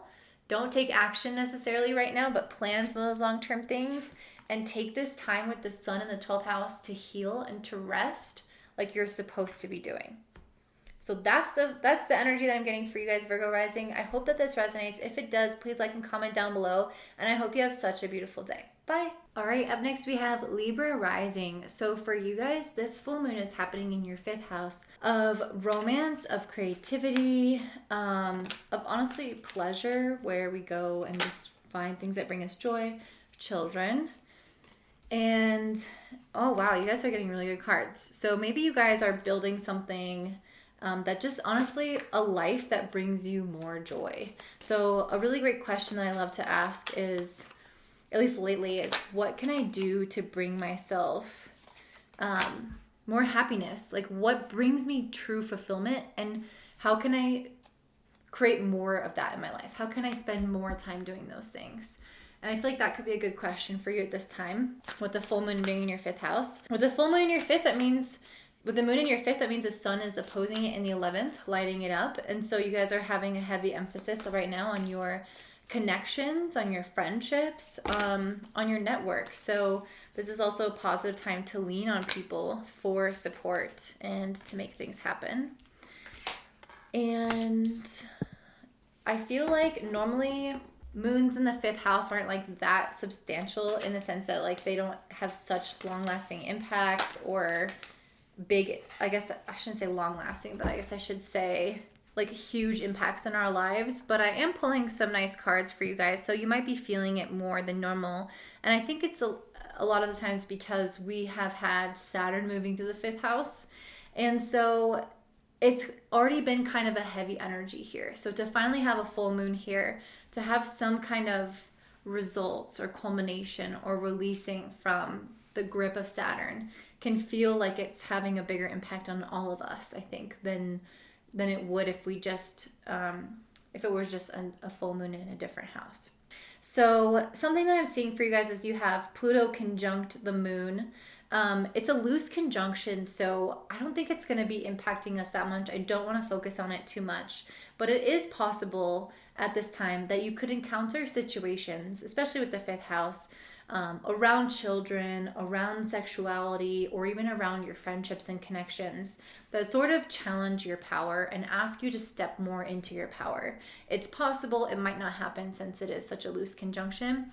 But if it does, just know that this is an opportunity for you guys to stand in your own, to know what you're worth. The sun right now is in Leo, so it's a time for us to be very selfish, to focus on ourselves and our desires. And especially with the moon in the fifth house, it's asking you, what do you desire? Let's create more of this. And let's also actually receive benefits from the efforts that we put in prior to achieve these desires. And I think that's why I got the Nine of Gems or Pentacles and the Empress card, because this is about receiving blessings for things. And the fifth house is a house where you start to actually get the blessings for things that you have put in over time, that put in energy for over time. And so it's a house that builds essentially. So even if you don't see blessings coming from it right now, I feel like in the future you can start to see some of this hard work that you've put into start paying off with this full moon in the fifth house. But I feel like the biggest thing that you're receiving is just more joy, because the fifth house is trying to bring us just more pleasure and joy. And sometimes with Saturn moving through there, it can restrict that or make us have a lot of responsibilities or make us take life a little bit too seriously. And I feel like this full moon is asking us to like lighten the load a little bit and just maybe not focus so much on the responsibilities of life, but focus on the things that lift you up. And if that is your responsibilities, so be it. But yeah, I feel like there's something that's out there for you. Some hobbies, some friendships, some connections that are going to bring you some of this joy that is not work related. Okay, so I pulled the Ocean Jasper for you. So I'm just going to look up what that means. Ocean Jasper appears as a sign from your guides that it's time for you to make a plan of action towards achieving your dreams and visions. Maybe more importantly, Spirit is also asking that you be willing to expect the unexpected along the way. The unexpected isn't always about some unseen circumstance throwing you off your game. The unexpected can hold infinitely powerful hidden blessings and abundances that you couldn't begin to imagine for yourself. So, when you show up to the cosmic party with your plan, the universe responds by leveling it up with some surprising and fortuitous magic. So I feel like that could be part of what's happening here, because I did pull this Five of Wands card, this competition card.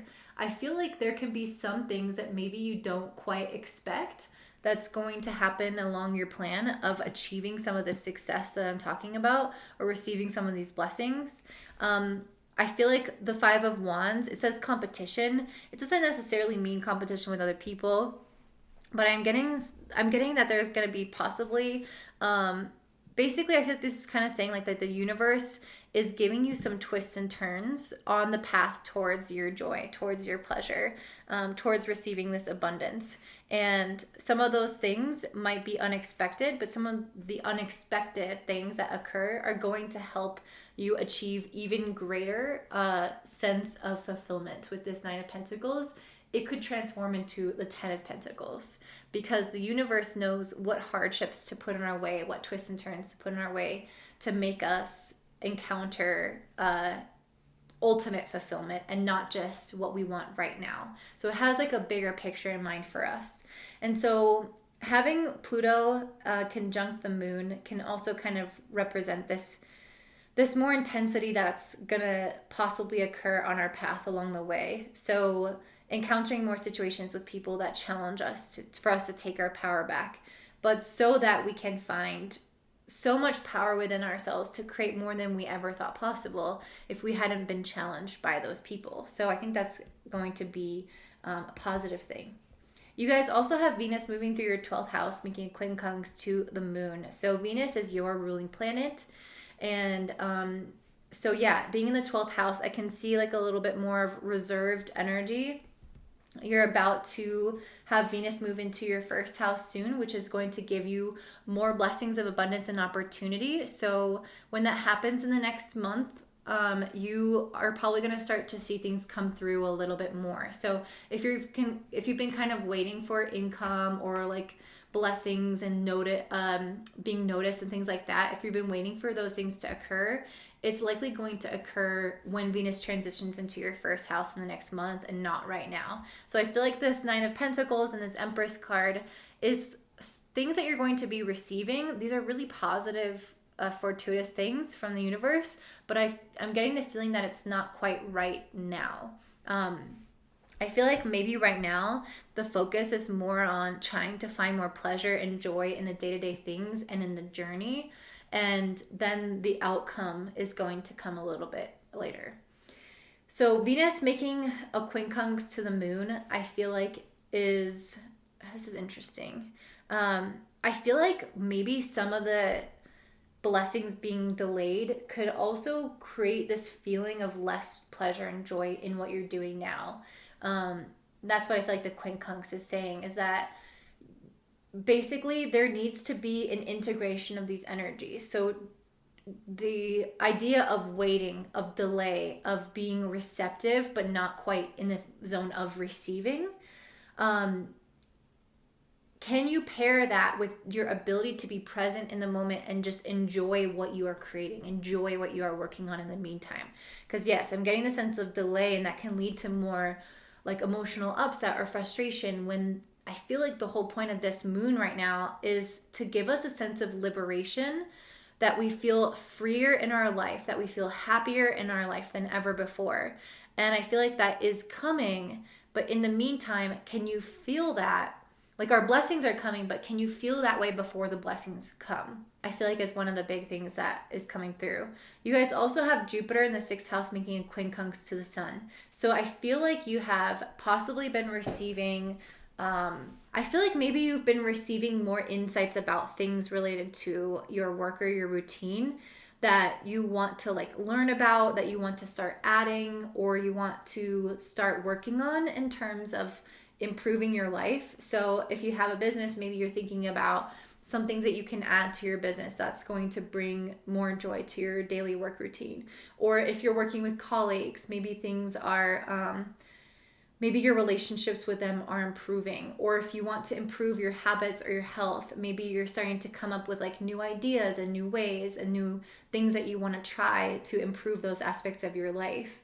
But I also feel like, since it's making a quincunx to the sun, that your energetic focus right now is much more social than on like these more mundane aspects of life. So even though you're having these kind of like maybe aha moments in terms of your health, your work, or your routine that are going to help bring in more prosperity for you, I feel like your energy isn't fully directed there, because Jupiter is retrograde, Jupiter is opposing Venus and Mars, Jupiter is quincunxing the sun. It's like that area of your life, I don't want to say it's stagnant, but it's like you're not taking action on it yet, or it's not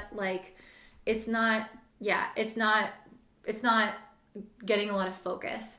And so can we focus both on our social aspects of life and on that? Can we create some kind of way for these things to work together? Maybe you do some of these things with your friends, or you work with some people that you've been wanting to work with that you can also create friendships with. Like, can you intermingle these aspects of your life or integrate these aspects of your life together so that they're not kind of ignoring each other, essentially? Because the sun is definitely going to pull the focus. Wherever the sun is, we're going to focus on that. But I feel like Jupiter the 6th also has blessings to give, and it's just we're not giving it maybe the time of day that it is needed. Or maybe it's just not the time for it. Maybe it'll come later. I feel like with the moon in the 5th house, there's not this pressure of like having everything organized and taking action on all your goals right away. It feels more like this state of enjoying the pleasures of what you have accomplished and just enjoying the social aspect of life, the summer being here if you're in the same hemisphere as me, or yeah, it's like maybe the focus doesn't need to be on Jupiter right now, but just know that he is there, that planet is there for you to lean on when the time does feel right. You guys also have Venus and Virgo on the 12th making a conjunction to Mars and Leo on the 11th.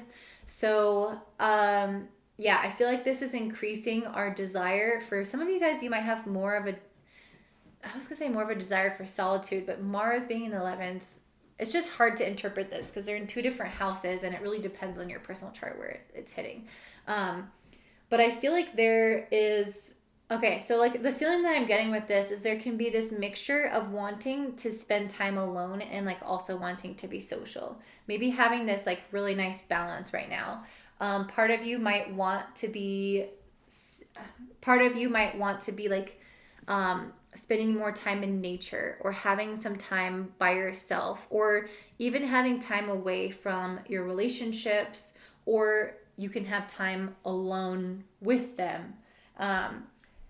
Yeah, so I feel like there's just a general like focus on those things, or could be even you wanting to delve more into your spiritual practice and having time to meditate, having time to be alone to do those things. But then with Jupiter in the 6th, it can kind of feel like, well, if I want to actually stick to my routine and I want to do these things, act on these things that I've had insight about, that I was mentioning earlier, then I don't feel like maybe I have the capacity to do both in my life at this time. Like, do I really have the capacity to take time alone and to meditate, but also to work on my health and also to work on my team and also to work on my relationships?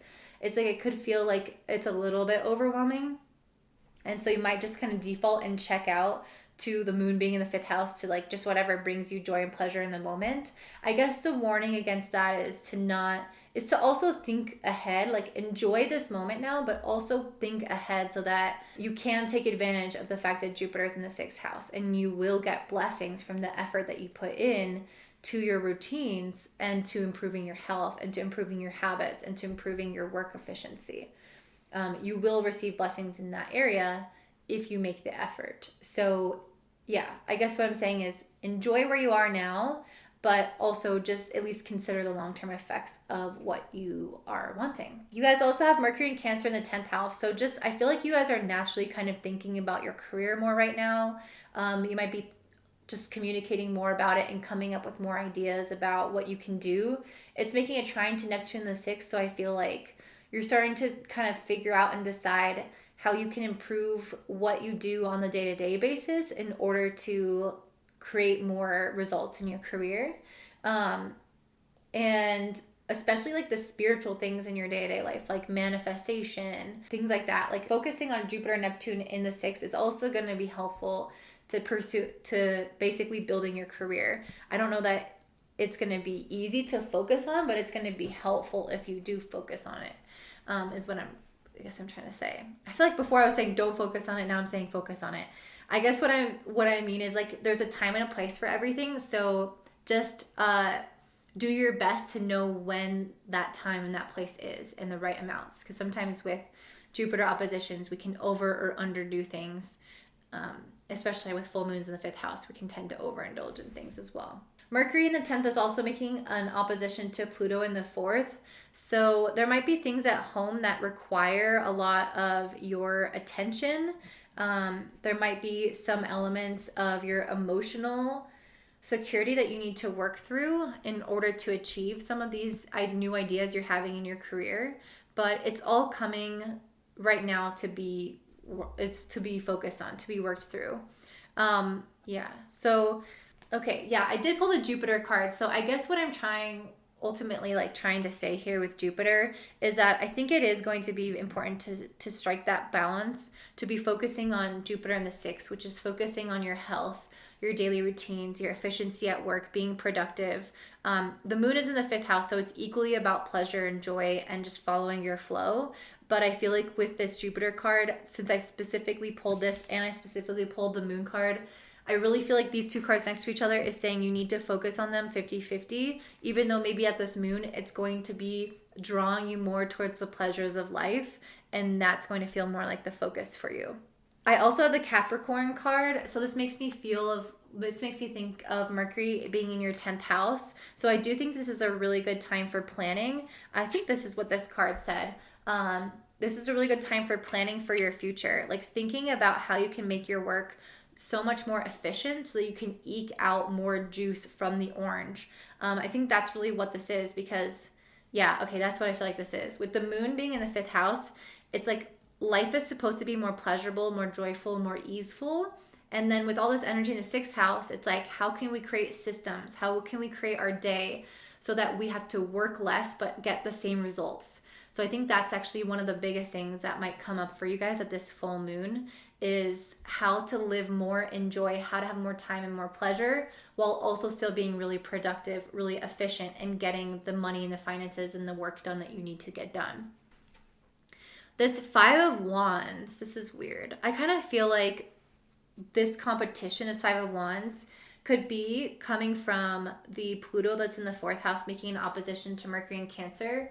Pluto in the fourth can be us transforming our like childhood emotional patterns, and those can feel like they're at odds with where you're trying to go and focus on in your career. So you might feel like you want to achieve certain things in your career, but you're noticing that things like these stories that you're telling yourself are coming up again and again, and they're fighting that aspect of your growth that just wants to occur. So just be really mindful at this time to, I guess, just allow yourself to release some of these things. I think sometimes we can hold on to our stories. And I feel like that's what that competition is saying. It's like we're fighting to hold on to these old stories or these old patterns or these old ways of being in terms of the way we think about our success and what we can achieve in our career. And yeah, I feel like it's time to let some of that go so that you can focus on your long-term, like what you can possibly achieve long-term. So that's what I see for you guys, Libra Rising. If this resonates, please like and comment down below, and I hope you have a beautiful day. Bye. All right, up next we have Scorpio Rising. So for you guys, this full moon in Aquarius is happening in your fourth house of home and your family and your emotional foundations. Wow, the Fool card, you guys. You guys are stepping into some new beginning. And whenever we have a full moon in an angular house like the fourth house, I do feel like it's a greater reset. We start to have some more outward manifestations come in our life. With the fourth house, that means the sun is in the 10th. I could see outward manifestations coming through your career and inward manifestations coming through more emotional security and walking away from something. Wow, I got take the leap and walk away. So I definitely feel like you guys are transitioning from moving away from something in the past and stepping into something new that feels really fresh, really foreign, and a lot of times that can feel very scary. I also pulled the Nine of Cups, emotional stability. I pulled the King of Pentacles, wealth. And I pulled the Four of Wands, homecoming. Interesting. Because what I get from the homecoming card is actually like this feeling of being very comfortable. And that's something that I was seeing for this full moon in general in the overview, was like us needing to leave our comfort zone in order to create this new thing, this new beginning. And I feel like for you, this is probably even more so because the walk away card is right above the Four of Wands homecoming card. And that's exactly what that message is saying. It's time to walk away from your comfort zone, and that is how you're going to start manifesting wealth and emotional stability with the King of Pentacles and the Nine of Cups. These are very, very positive cards. But I think it does take a leap of faith with the Fool card. And so it's not just going to be handed to you. You have to take a risk. That's the sense that I'm getting, this feeling of risk. And it's only from the risk that you can achieve the kind of stability that you're looking for.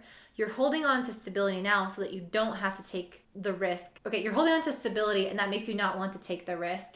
But actually the stability you have right now is not real stability if you actually looked at it. And the only way that you can create that stability is through taking this risk. And then the stability you'll have is a strong emotional core and financial stability for years to come. I got the Peaceful Resolution card, which to me is saying that once you take that leap of faith, it is going to work out in your favor. And you're going to have people helping you along the way. So you're not alone in this. you're going to be met with the circumstances, the opportunities, and the people who have what you need in order for you to succeed at whatever this thing is that feels like a risk to you. The Pluto is also conjunct the moon in the 4th house. It's a very loose conjunction. It's 6 degrees. Normally, I don't really look at that orb. It's too far away. But I do think it's going to come up a little bit. So I did want to touch on it, that you might be experiencing much more intense emotions at this time. You might feel like a little bit more volatile. Talk about like lack of stability. You probably feel that now more than normal. It can also bring you into situations where you encounter people who challenge your own inner authority. And so it's a really great time to cultivate your inner power by holding your inner authority and saying like, I know what's best, you know, like if somebody is challenging you and thinking that, or saying that you should do this or you should do that, or they think you should, I don't know, feel a certain way or act a certain way, you know what's best for you. And so this is your time to lean on that power. I pulled the South Node Life's Debts card. I don't know why I feel like I should show you guys these cards because I haven't been showing anyone else. Oh my God. And I pulled the North Node. Weird. You guys, this is so weird because this is a lot about walking away from something to step into your purpose. The South Node is the past. The South Node is your past life energy. And so I feel like this whole message that's coming through right now is you're walking away from some old way of being into a new chapter. But you have to, there's risk in that. It feels very scary to pursue your North Node. You're very much challenged to face a lot of your shadows when that does happen. And so I think that this is a really good time for you guys to lean on your friends and family. I think that's why I pulled the Helpful People card, because it's not going to be easy, but only lean on the people who support you. If people are challenging you with this Sun opposite Pluto and telling you that you're not making the right decision with something, fuck them. They don't know what they're talking about. Only you know what you're talking about. Diopts. How do you say that? Dioptes. That definitely sounds wrong. I don't know why I feel so called to pull so many cards for you guys. I don't know. I think you guys are maybe going through some stuff right now because I just feel a lot more drawn to you than any of the other groups so far. I also have so many Scorpios in my life, so that could be related to that. Carnelian and Bloodstone. You guys, Carnelian, okay, first of all, both of these are red. And Carnelian is a lot about having a lot of confidence. So I think that this can go if you are challenged by somebody, or if someone isn't seeing your vision, or if you presented with circumstances that seem like they're challenging what you know, don't listen to it. Have that inner confidence and that inner authority to stand your ground and say, I want this, I deserve this, I have this, it's just a matter of time. You guys also have Venus in the 11th house quincunxing the moon. So your desire for connection with other people, and yeah, your desire for like your social life and going out and, I guess like, I feel like friendship harmony can somehow like not be helping you in terms of your like emotional stability. And what I feel like from this is that even though I told you to like lean on those people, I feel like a lot of the emotional work you're gonna have to do yourself. Of course, you can talk to your friends and stuff, but maybe what this is saying in the astrology is that the helpful people are gonna come in through actually giving you experiences and opportunities, but maybe a lot of this emotional work you're going to have to do on your own. So I kind of go back on what I said earlier, because with Venus in 11th quincunxing the moon, it's like there needs to be an integration of these things. Or maybe it's the opposite. Maybe you've been trying to do too much of this on your own. That actually seems right. Okay, let's go with that one. Ignore what I just said. Having your moon in the 4th house, you can be so insular. You can try to process everything and handle everything and do everything on your own. And with Venus in the 11th, making a quincunx to the moon, these aspects of your life are ignoring each other. So your friendships, your support, and your relationships are not really helping you process things emotionally like they should. You need to integrate these things. You need to lean on your friends more. You need to rely on these people because this new beginning is going to be emotionally trying for you. And I feel like the helpful people is saying you're going to be given those circumstances and people, but you also have to choose to lean on them. You have to choose to receive. And a big lesson for Scorpios is around receiving. And I think that's part of what your North Node is telling you to do here is to be open to receiving emotional support and also like physical material support, but especially emotional because we're dealing with the moon in the fourth house. You guys also have Jupiter in the fifth house making a quincunx to the sun in the 10th house. So I feel like there is a little bit of a desire here to be very playful, to be very creative, to just kind of do your own thing. The fifth house is very much like, I hate to say this, but like egocentric energy where you're pursuing things that bring you joy. Whereas the 10th house is like, okay, well, what do I have to do to advance my career? These things might also seem like they're somewhat at odds, or not at odds, but they're not working as in tandem, as they're not helping each other as much as they need to be in your life. So really ask yourself how you can bring more joy and playfulness and more ego into what you're doing for your career. Not everything is strategy. Not everything is like how to advance, how to pursue your goals, but like how to be very creative and very playful in what you do. I think the creativity and doing it for yourself and from your own perspective and from your own viewpoint, that is what needs to be put into the more like structured aspect of advancing your career, getting recognition, getting help from superiors, things like that. They need to be really well integrated in your mind and in your habits and your actions. You guys also have Venus in Virgo in the 11th making a conjunction to Mars and Leo in the 10th. And this is making an opposition to Jupiter in the 5th. So I feel like this could be a little bit frustrating at times, because sometimes when you are doing these things in terms of like advancing your career or making networks and friendships and everything like that, like you have a desire to make all those things happen. But sometimes I feel like it might feel like it's at odds with your creativity. With Jupiter in the 5th, it's like they need to be integrated, but they might feel like they're at odds, like they're not working together, which I was literally just saying. And okay, before I move on to the next astrology, let me just look up what these cards mean. So the Dioptis card comes to let you know that the answers you need are already within you. That's what I was saying before. A partner to the heart chakra.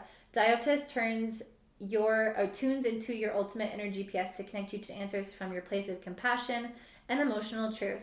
Become still and tune into yourself to problem solve and find solutions. You're asking these vital questions of yourself for a reason, and the answers are ready to come forward.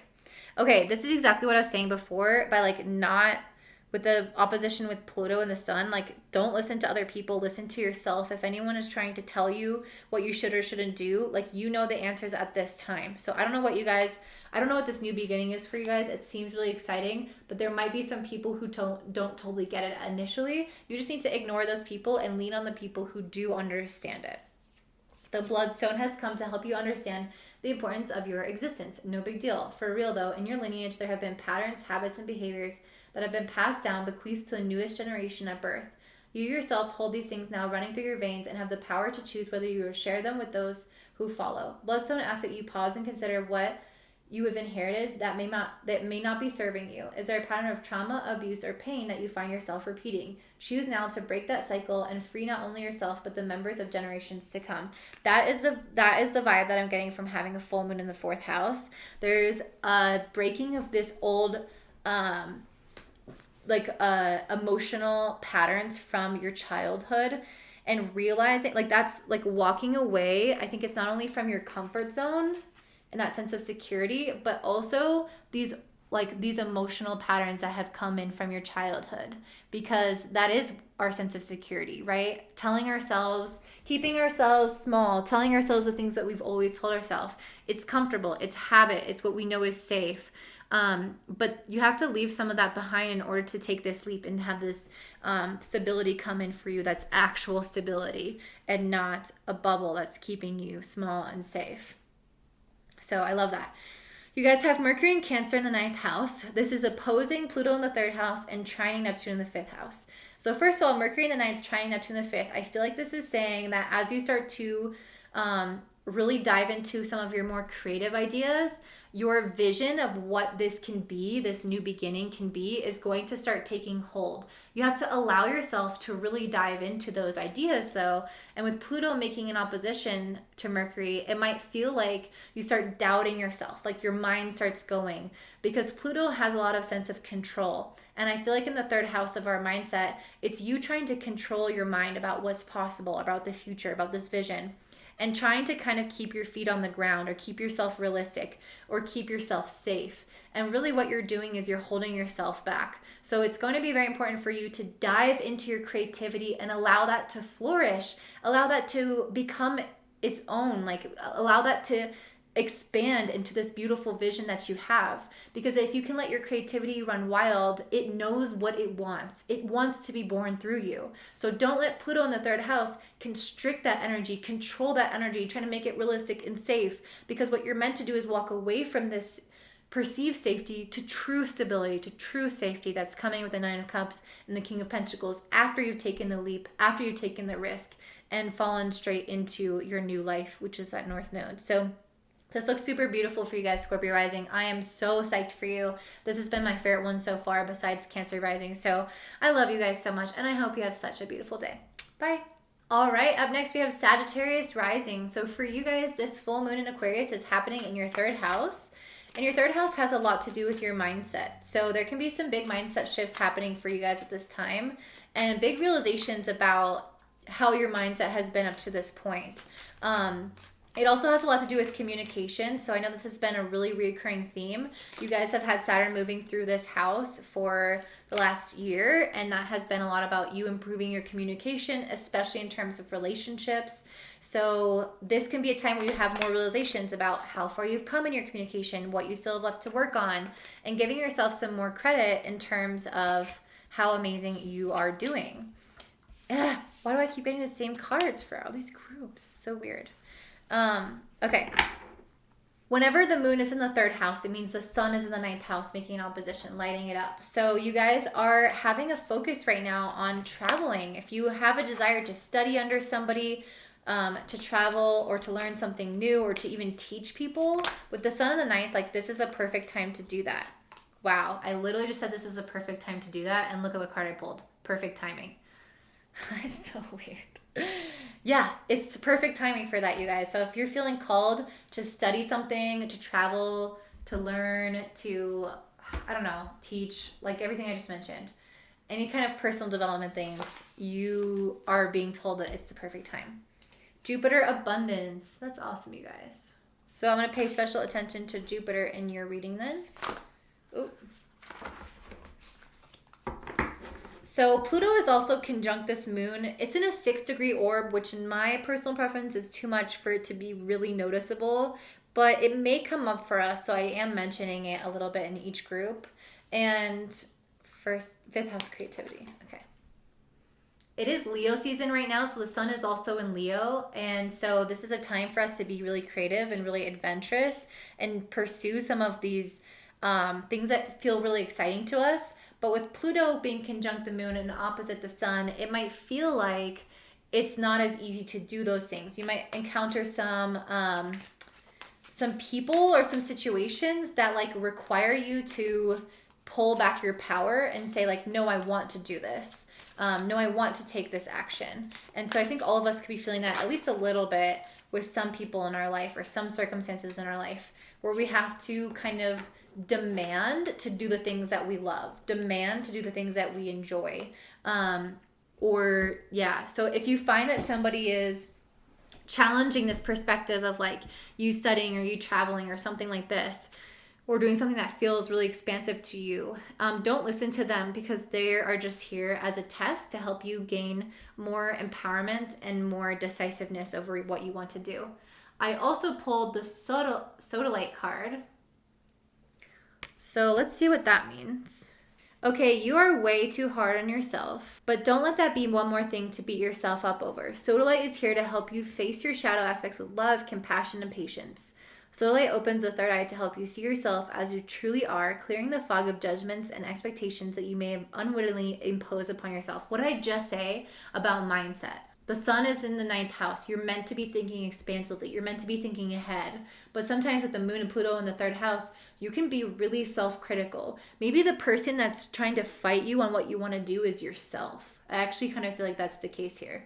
I don't really think it's other people. I think it's you. Maybe you've adopted other people's mindsets or viewpoints that are outdated or not yours. And so it's time to set those things aside. You're being way too critical, way too hard on yourself, and you're supposed to go after these things that feel really exciting for you right now because the energy is there. You just might be blocking yourself from achieving it because it feels like easier to criticize yourself, easier to think the things that you've always thought. And there might be, I had this card up on the top, I didn't realize it. There might be a need to forgive someone or to forgive yourself. I'm going to come back to this card later to see if it fits in. Okay, you guys also have Venus in your 10th house.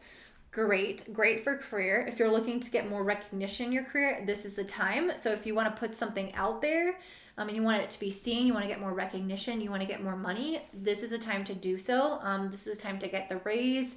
It's not always going to be like, flat out like that, but it's just a better time in terms of career. However, Venus is also making a quincunx to the moon. So I feel like you are going to have things that are coming in through your career, but you might kind of like block them, or you might like not fully let them in terms of helping your mindset, helping your confidence, and helping you know that you can achieve what you want. I feel like those things are coming in your career to help boost your confidence and allow yourself to think ahead and envision yourself as you desire, but it's like you're not allowing it fully to happen. You guys also have Jupiter in the 4th house making a quincunx to the sun. So you might be desiring to travel and do some of these things, but you also might have a more desire to kind of, like with Jupiter in the 4th, to kind of enjoy the home life that you set up, to enjoy the family situation that you have, or the comfort that you have at home, or you want to stick with this these things that are very emotionally safe for you. So these things need to be integrated. How can you have this feeling of comfort and home while also still expanding and traveling and meeting new people? How can you bring adventure and comfort together is really what you need to do with this quincunx here, asking yourself that. So I mentioned you have Venus and Virgo in the 10th house. This is conjunct Mars and Leo in the 9th house and opposing Jupiter in the 4th house. So there's a lot of energy around career and learning new things to expand your career. And that feels really great. But then at the same time, Jupiter in the 4th house is again drawing your energy back to your comfort zone, drawing your energy back to your home, back to your routines, back to your family. So there needs to be some kind of balance here with this opposition. I already mentioned this, but I'm just kind of stating it in terms of different aspects. You guys also have Neptune in the 4th making a trine to Mercury and Cancer in the 8th. I love this. I feel like this is, I haven't even talked about your tarot cards. I'm going to talk about those now. Actually, before I get into that, I feel like I need to talk about these cards. So you have the Take the Leap and the Homecoming card. I think this is why I pulled this for you guys, because you're meant to be doing both. You're meant to, with Jupiter in the 4th, be focusing on creating that stable family life and being happy in the home. But then with the Fool card here, you're also meant to be taking like new steps towards something exciting in terms of traveling or learning something new that's going to help you in your career. So I feel like, again, it's that balance, the 0 and the 4. The 0 is starting afresh. The 4 is leaning on your foundations and having what's already built. So there's a sense of having both of them equally in your life, and they might feel like they're at odds, but they need to be together. They need to be balanced. And that's what I said, like special emphasis on Jupiter. So special emphasis on this dynamic here of these two things coming together. That's going to be the key. So, okay. I'm just going to set some of these cards aside. It's kind of a lot. Okay. You guys, as I mentioned before, you have Mercury and Cancer in the 8th house. This is you processing some of your shadows. I have the Contemplation card and I have the Devil card. And it's surrounding the King of Pentacles, which is all about stability, wealth, happiness. Maybe not happiness, but more like independence, I should say. So I feel like you have a process of learning to let go with this Devil card, to let go of some of your insecurities. I mean, this moon is lighting up your third house. It's lighting up this controlling mindset, this obsessive mindset where you can focus on things that aren't right, that need to be fixed, that is wrong with you. That's what this devil card is, focusing on things wrong with you and not giving yourself enough credit for the light within you. So I feel like it's very interesting to have this Four of Cups here as well, which to me is a lot about the universe trying to give you things that you're not that excited about or that you're not ready to receive yet. And I feel like the word on here, contemplation, is really standing out to me though. I think this is more of a contemplation about like what is wealth for you? What is happiness for you? What is abundance for you? This card in the middle.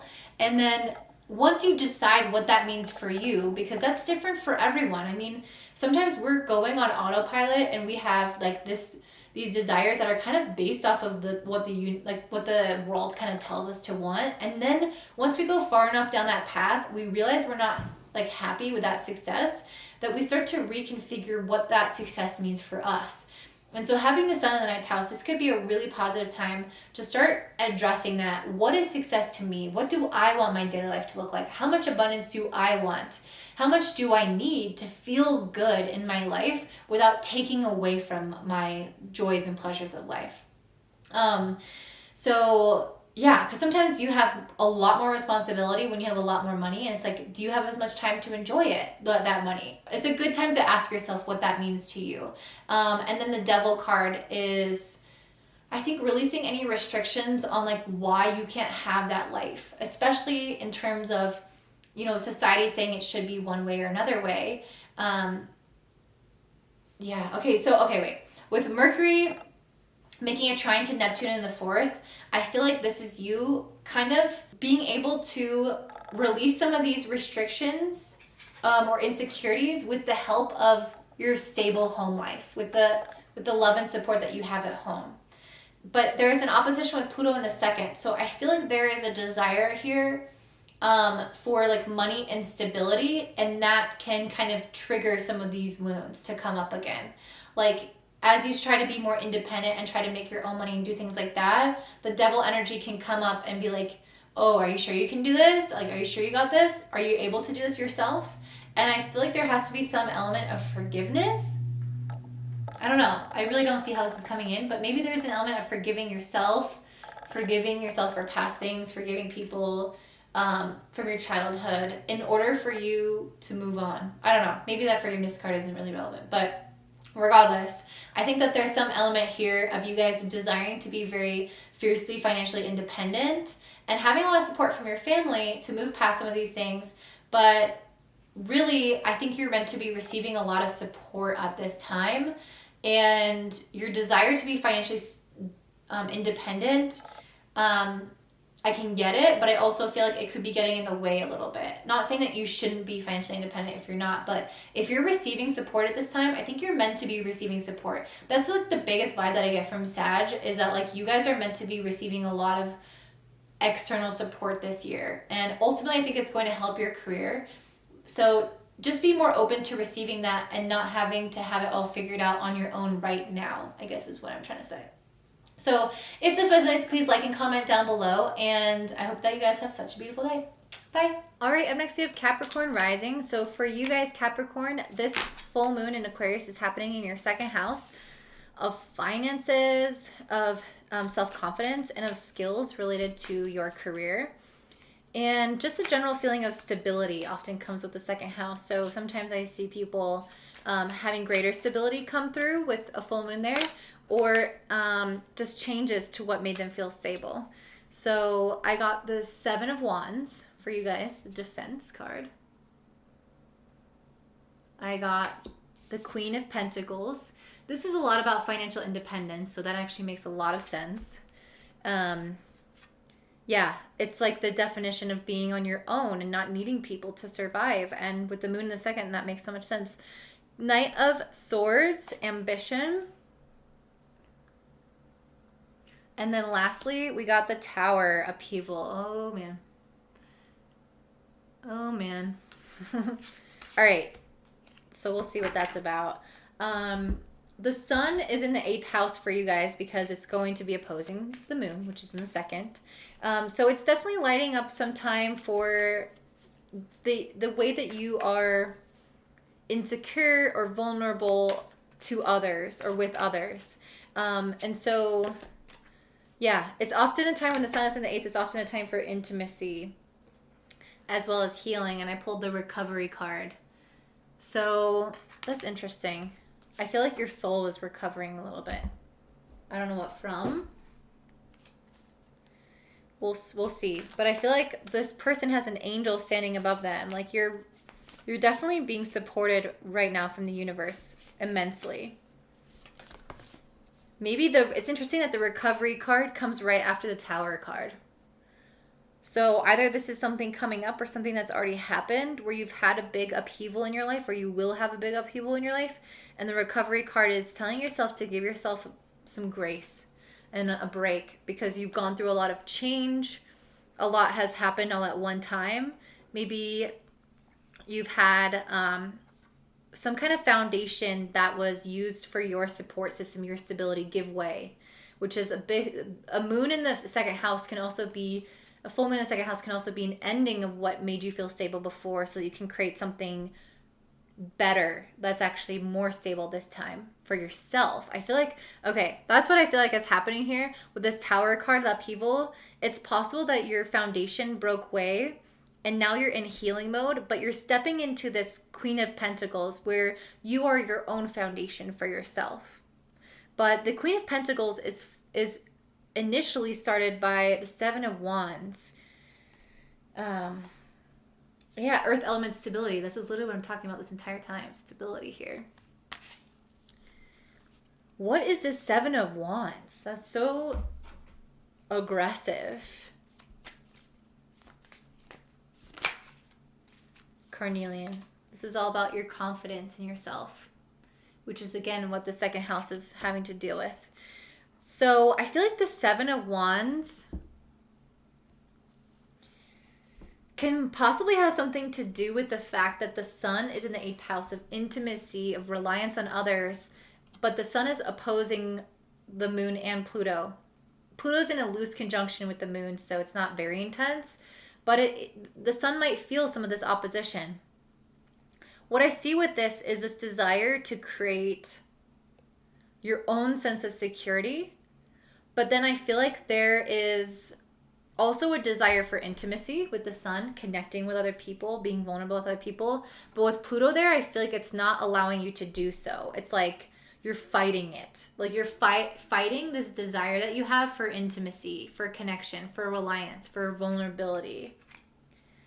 I do see that you, with the moon, you are meant to have this new beginning. You are meant to create this solid foundation within yourself. You are meant to have this stability within yourself. But I also feel like you're meant to have this vulnerability, and I feel like you're fighting that. And Venus is in your ninth house, making a quincunx to the moon. Okay, so another interesting thing, I just looked up what carnelian means. It's much more than just confidence. It's about it says, okay, so I looked up what carnelian means in this book, and it's talking about laying down your heavy burdens that have been weighing down your heart. You've been carrying trauma and pain from the past for far too long. And this is here to help you release these stale emotions to a newly awakened creative expression. I definitely feel that for you guys with the upheaval card, the Tower, and the recovery card. I feel like you guys are in a state of healing right now after some removing your foundation. And it's saying that your heart has been broken in some respects, or maybe not broken, but you've had at least some heavy emotional burdens. And with this carnelian card, it's saying that now it's time to transmute that energy into creativity, to express it creatively. And now that's, I think, part of what's going to help contribute to you creating this Queen of Pentacles energy of this new financial stability and emotional stability within yourself, this self-reliance, but not pushing the emotions away, not neglecting how you feel, but transmuting it through creativity and through effort. And yeah, I just think the important thing here is that this card came in for a reason. This was the very first card I pulled, and I feel like this is just really trying to drive home the message that you're not meant to just be totally self-sufficient and just blow everyone off. The Defense card to me is you fighting that desire for intimacy because of the sun opposing Pluto.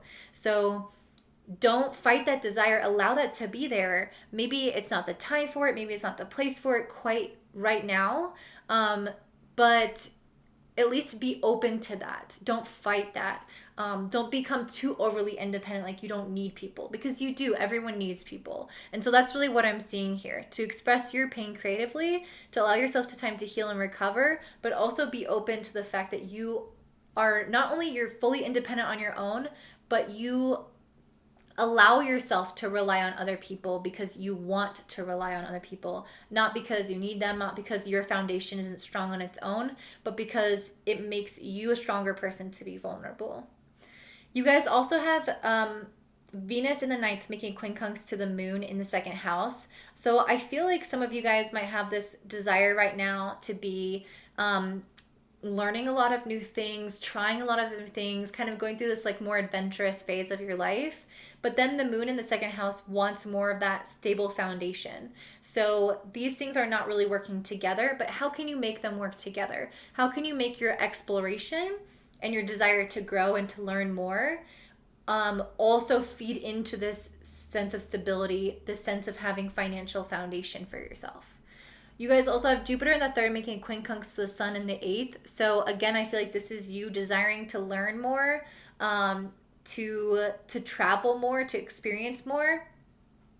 And I also feel like it's you getting more optimistic with yourself in your mindset about what's possible, or not, maybe not what's possible, but just like kind of how you talk to yourself, I guess what I want to say. I feel like this is going to give you more healing in terms of how you communicate with yourself. And it's making a quincunx to the sun in the eighth.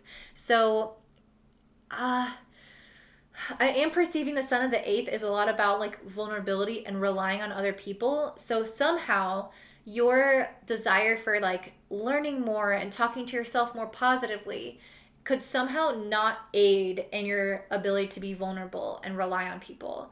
Because it's like you're healing within yourself, and then you could put up a little bit more of like a wall. Like, okay, I'm healed, I'm solid on my own, I don't need to let anyone in kind of vibe. And I think that's what it's kind of warning against here, is to use these things together. Use your ability to be more loving and understanding with yourself to translate that into your relationships as well. You guys also have Venus and Virgo in the ninth, conjuncting Mars and Leo in the eighth, and this is opposing Jupiter in the third. So there is, again, this focus on a lot of self-exploration. And I feel like the opposition with Jupiter in the third, I think Jupiter in the third, even opposing this, is still positive, but maybe you might be overly optimistic because it's so positive. It might be like, oh, I can do all these things that I want to do in this amount of time. And it's like, no, you can't. Or I want to study all these things and learn all these things and be good at all these things. And, I'm doing great and I can totally do this. But it's like, realistically, can you do all those things? So this is maybe a time to just kind of check yourself. Whenever Venus is opposite Jupiter, it's like, I love the optimism, but is it realistic? Like, we need to have a balance. And then you guys also have, and I think that's maybe why I pulled like the Knight of Swords, is like this ambition card. It's like, you think you want all these things. You think you want to do all these different things, but like, do you actually need to do all those things, or can you kind of focus the energy on one thing at a time? And I think that's also the Queen of Pentacles is telling you to be practical about where you're putting your time so that you can actually create something very strong to help you in your foundation. But if you kind of disperse your energy too much, it's going to take you a lot longer to create that solid financial foundation for yourself. You guys also have Neptune in the third house making a trine to Mercury and Cancer in the seventh. So I definitely think you guys are going through some healing in terms of your mindset around relationships and your ability to communicate in your relationship. And I think that Mercury is also opposing Pluto in the first house. So I think that you're dealing with some power dynamics. How much do I give? How much do I receive? How much do I take? How much do I offer? And like that balance in the relationship is so important. And I think that's what's being highlighted at this time that you might still be struggling with. But I feel like your mindset around relationships are going to start healing. So I don't think that those dynamics are going to instantly disappear. I think they're still there. I think you have to work through them. But with a trine to Neptune in the third, the healing that's coming through with your mindset, and releasing some of these emotional things from the past, I think it's going to help you recover. I think it's going to help you maybe produce less of those same patterns in the future. So that's what I'm seeing for you guys, Capricorn Rising. If this resonates, please like and comment down below. I love you guys so much, and I'm so glad that you're here. Bye. All right, up next we have Aquarius Rising. So for you guys, this full moon in Aquarius is happening in your first house, or if your sun is in Aquarius, it's going to be near your sun. And that means it's a big deal. Whenever I see that, it's going to be a big deal. This came out reversed. I think I'm just going to read it reversed. So normally a full moon can bring about a lot of feelings, especially when it's in our first house. So if you guys are feeling a little bit more emotional at this time, it's okay, especially because Pluto is very close to this moon. So it's within a six degree orb. So that's going to automatically kind of intensify some of those emotions. So yeah, if you're feeling all types of ways, know that that's normal. Because the moon is in your first house, that means your sun is in the 7th house, which means that part of your life force energy, part of your focus right now is on relationships. And look what I just pulled at the same time. It says partnership, doesn't it? Yes, it does. Okay. Having your sun in the 7th house, focusing on your partners, focusing on people that are romantic interests, focusing on really close loved ones, or even your relationship with yourself. But I definitely think this is both, because it's a full moon, so it's triggering both the house of the self and the house of others. So not only are you a focus at this time, but also your partners are a focus at this time as well. So with Pluto opposing the sun in the 7th, there can be some dynamics here where you're still kind of getting your footing in terms of how much you are giving and receiving in relationships. Or is Pluto? No, Pluto's in the 12th house. Sorry. Pluto opposing the sun and conjunct the moon is going to bring up some things in relationships. And Pluto is actually in your 12th house in Capricorn. So I feel like what it's saying right now is it's bringing up some issues from the past in your current relationships. And I feel like it might not be super obvious because this isn't super conjunct the moon. It's 6 degree orb, so it's far away and it's not really felt that much. But there still might be some tinge of this here where some things from the past or some worries or some insecurities from possibly from your childhood or suppressed memories could come to the surface in your partnerships, in your relationships now to be dealt with, especially because Venus is also moving through the 8th house, and Venus is our love and relationship planet, and the 8th house is where insecurities lie. So having Pluto being triggered here and Venus in the 8th house also being involved in this moon, making quincunx to it, I really feel like these issues are coming in here to be dealt with. They want to resurface so that you can fully heal them, so that you can cure them. And Venus is making a quincunx to the moon. So the moon is helping you focus on yourself, your independence, your goals, your wants, your desires. And with Venus in the 8th house here, there's like a focus on your partners and your intimacy and your vulnerability, but also with your issues surrounding those things. So maybe you feel insecure in doing that. And it's interesting that part of your life, that area of your life around your insecurities and your relationships and your vulnerabilities with them, is kind of working in a totally different sphere than your sense of independence. These things need to be integrated. So it might feel like they're kind of operating in two different worlds, and you need to bring them together. So how can you make your insecurities part of what makes you strong and independent on your own and secure? You know what I mean? How can you transform them? How can you use your vulnerability and your intimacy with others to talk about these insecurities, air them out, and overcome them through that vulnerability, so that you can then harness that energy within your career, within your independence, within your sense of self, to own what you want and go after it. There needs to be the merging of these two worlds. And same thing with Jupiter in the 2nd quincunxing the sun in the 7th. Jupiter in the 2nd is helping you cultivate your finances, cultivate your confidence, cultivate your skills in your career. And just overall stability. And the sun in the 7th is saying, focus on me, focus on my partner, focus on relationships, focus on what other people want, what other people need. And so these two areas, they need to, again, be integrated and to work together. So how can you create relationships that help you make more financial stability in your life? How can you create relationships that make more confidence within yourself?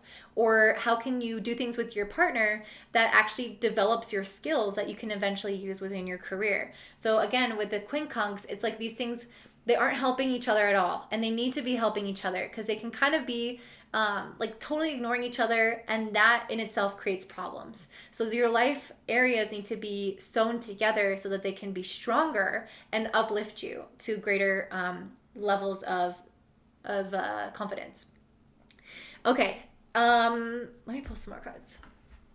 You guys also have, as I was mentioning, Venus in the 8th house in Virgo, conjunct Mars in Leo in the 7th house. So heavy emphasis on sexuality, on partnerships, on your interest in other people. Oh my God, I just pulled 7th house partners again. Heavy emphasis on that at this time. I definitely feel like you guys are maybe having realizations around your relationships. You're getting excited about someone new, or maybe you are having endings with somebody. There's some kind of transformative energy moving through your relationships that I think is actually going to help uplift you, since the moon is happening in your first house.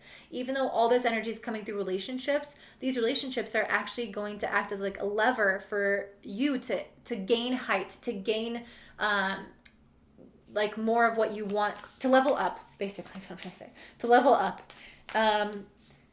So you might have a lot of desire for those things right now, to be kind of closer with somebody. But with Jupiter opposing this, again, it's like that feeling of desiring your own stability in your life and searching for your own dollar bills might actually keep you from spending time with that person, or keep you from being intimate with that person. So I think it's about balance here. Whenever there's an opposition, there's a need to balance. So can you find a balance between pursuing your relationships and pursuing your finances? That's really what's coming to, oh my God, this is so weird.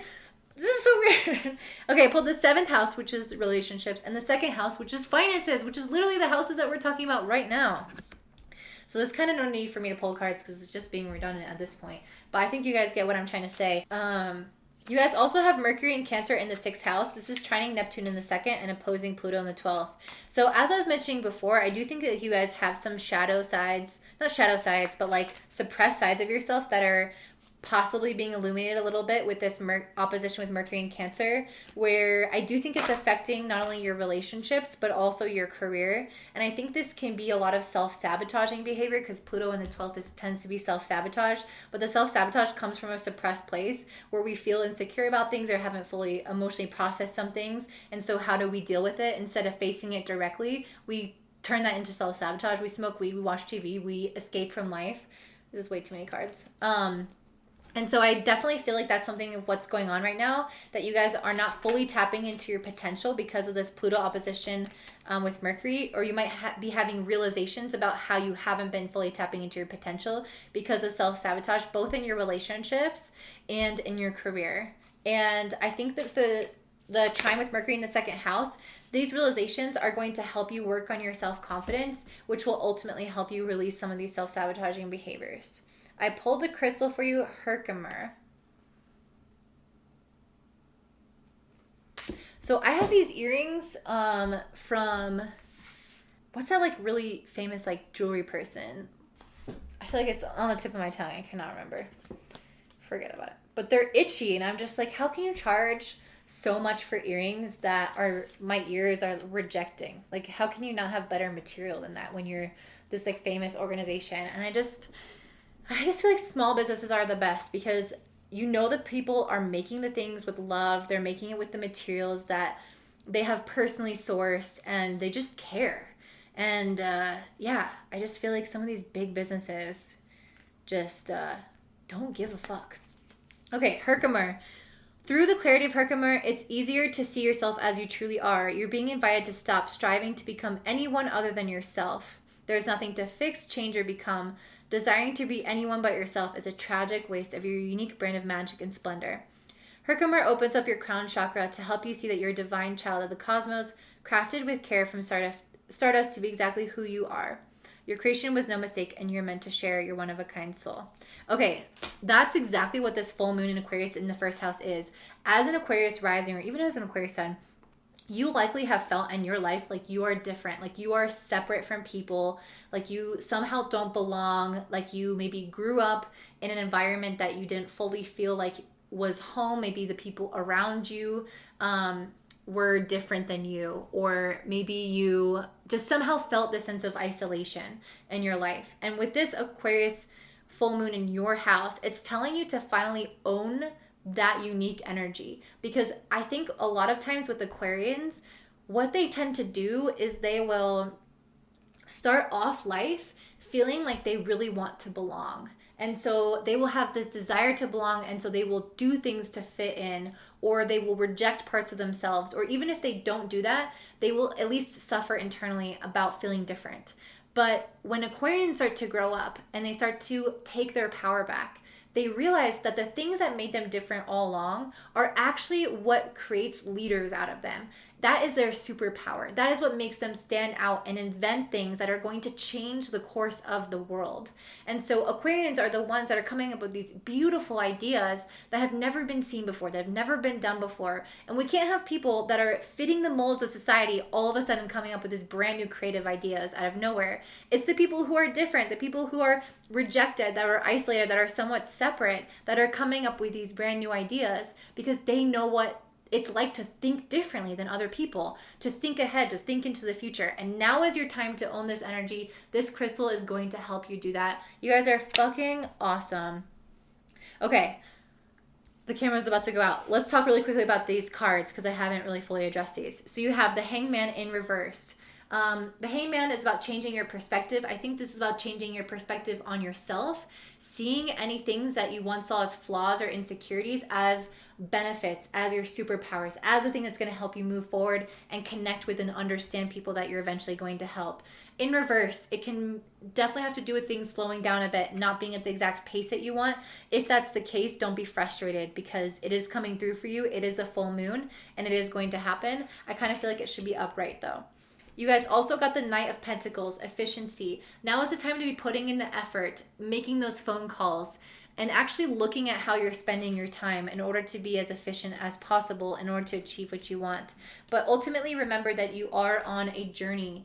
And I do think this is a financial journey because a lot of this energy is in the second house. So you're on a journey to your financial independence, to your stability. And the Knight of Pentacles is growing into the King of Pentacles. So you're not where you want to be yet, but you first have to see yourself as being this amazing person that you are, and you have to see your flaws as gifts in order to step into that King of Pentacles energy. So it's a journey. It's going to take time.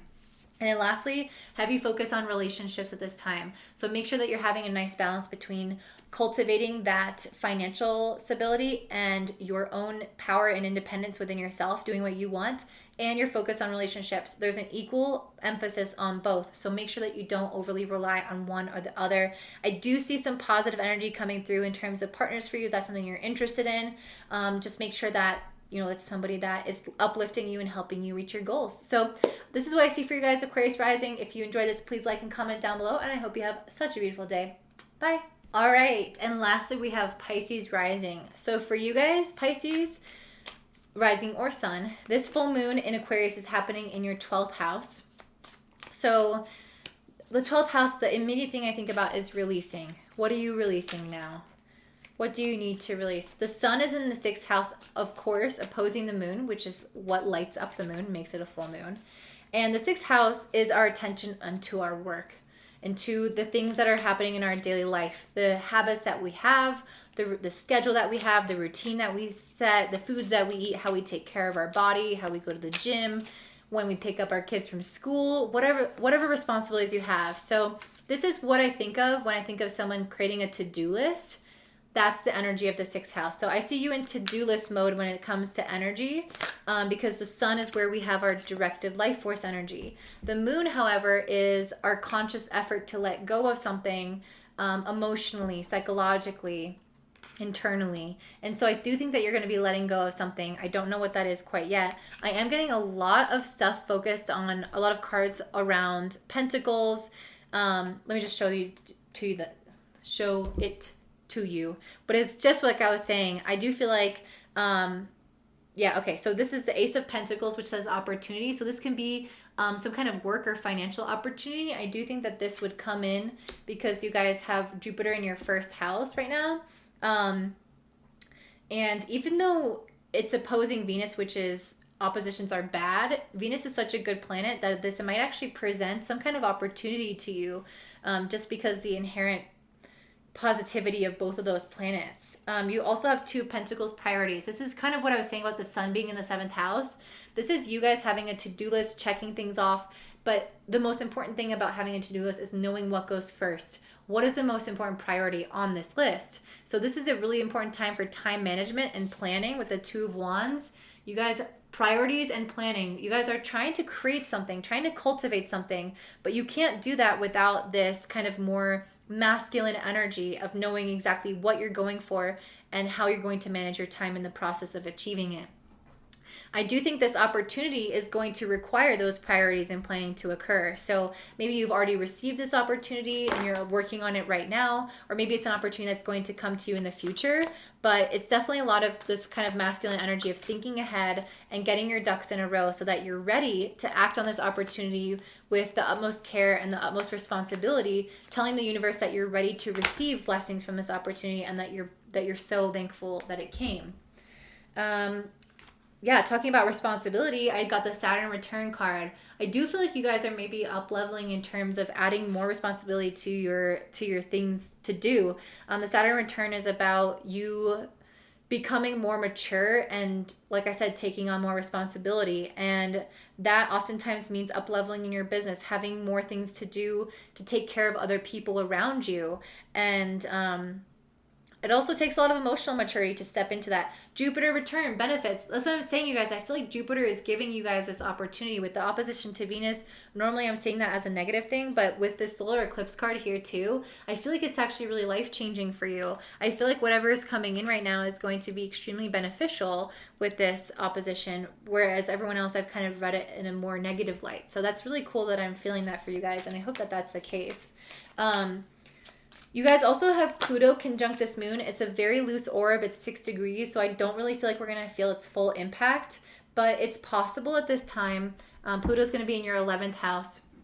So it's possible at this time that you're feeling like there are some social situations that require you to hold your ground a little bit, especially in terms of work because the sun is in the 6th house. So I really don't know how that would play out, but it's possible that people could be trying you a little bit, or that you could even be having some insecurities yourself. It kind of depends on where Pluto falls in your chart because it's so close to the moon, but it's in Capricorn. So, yeah. I think that it's possible that your friendships could somehow be like pulling your energy away from your career. Or maybe it's not even that. Maybe they're like, not seeing your vision that you're seeing or something like that. But again, I don't really feel like there's an emphasis on that. So I don't really want to drive that home. You guys have Venus in the 7th house and it's quincunxing the moon. So you guys are having a lot of blessed energy in terms of your relationships at this time. So I feel like this is going to specifically help you in your career because so many cards I'm getting are really related to career.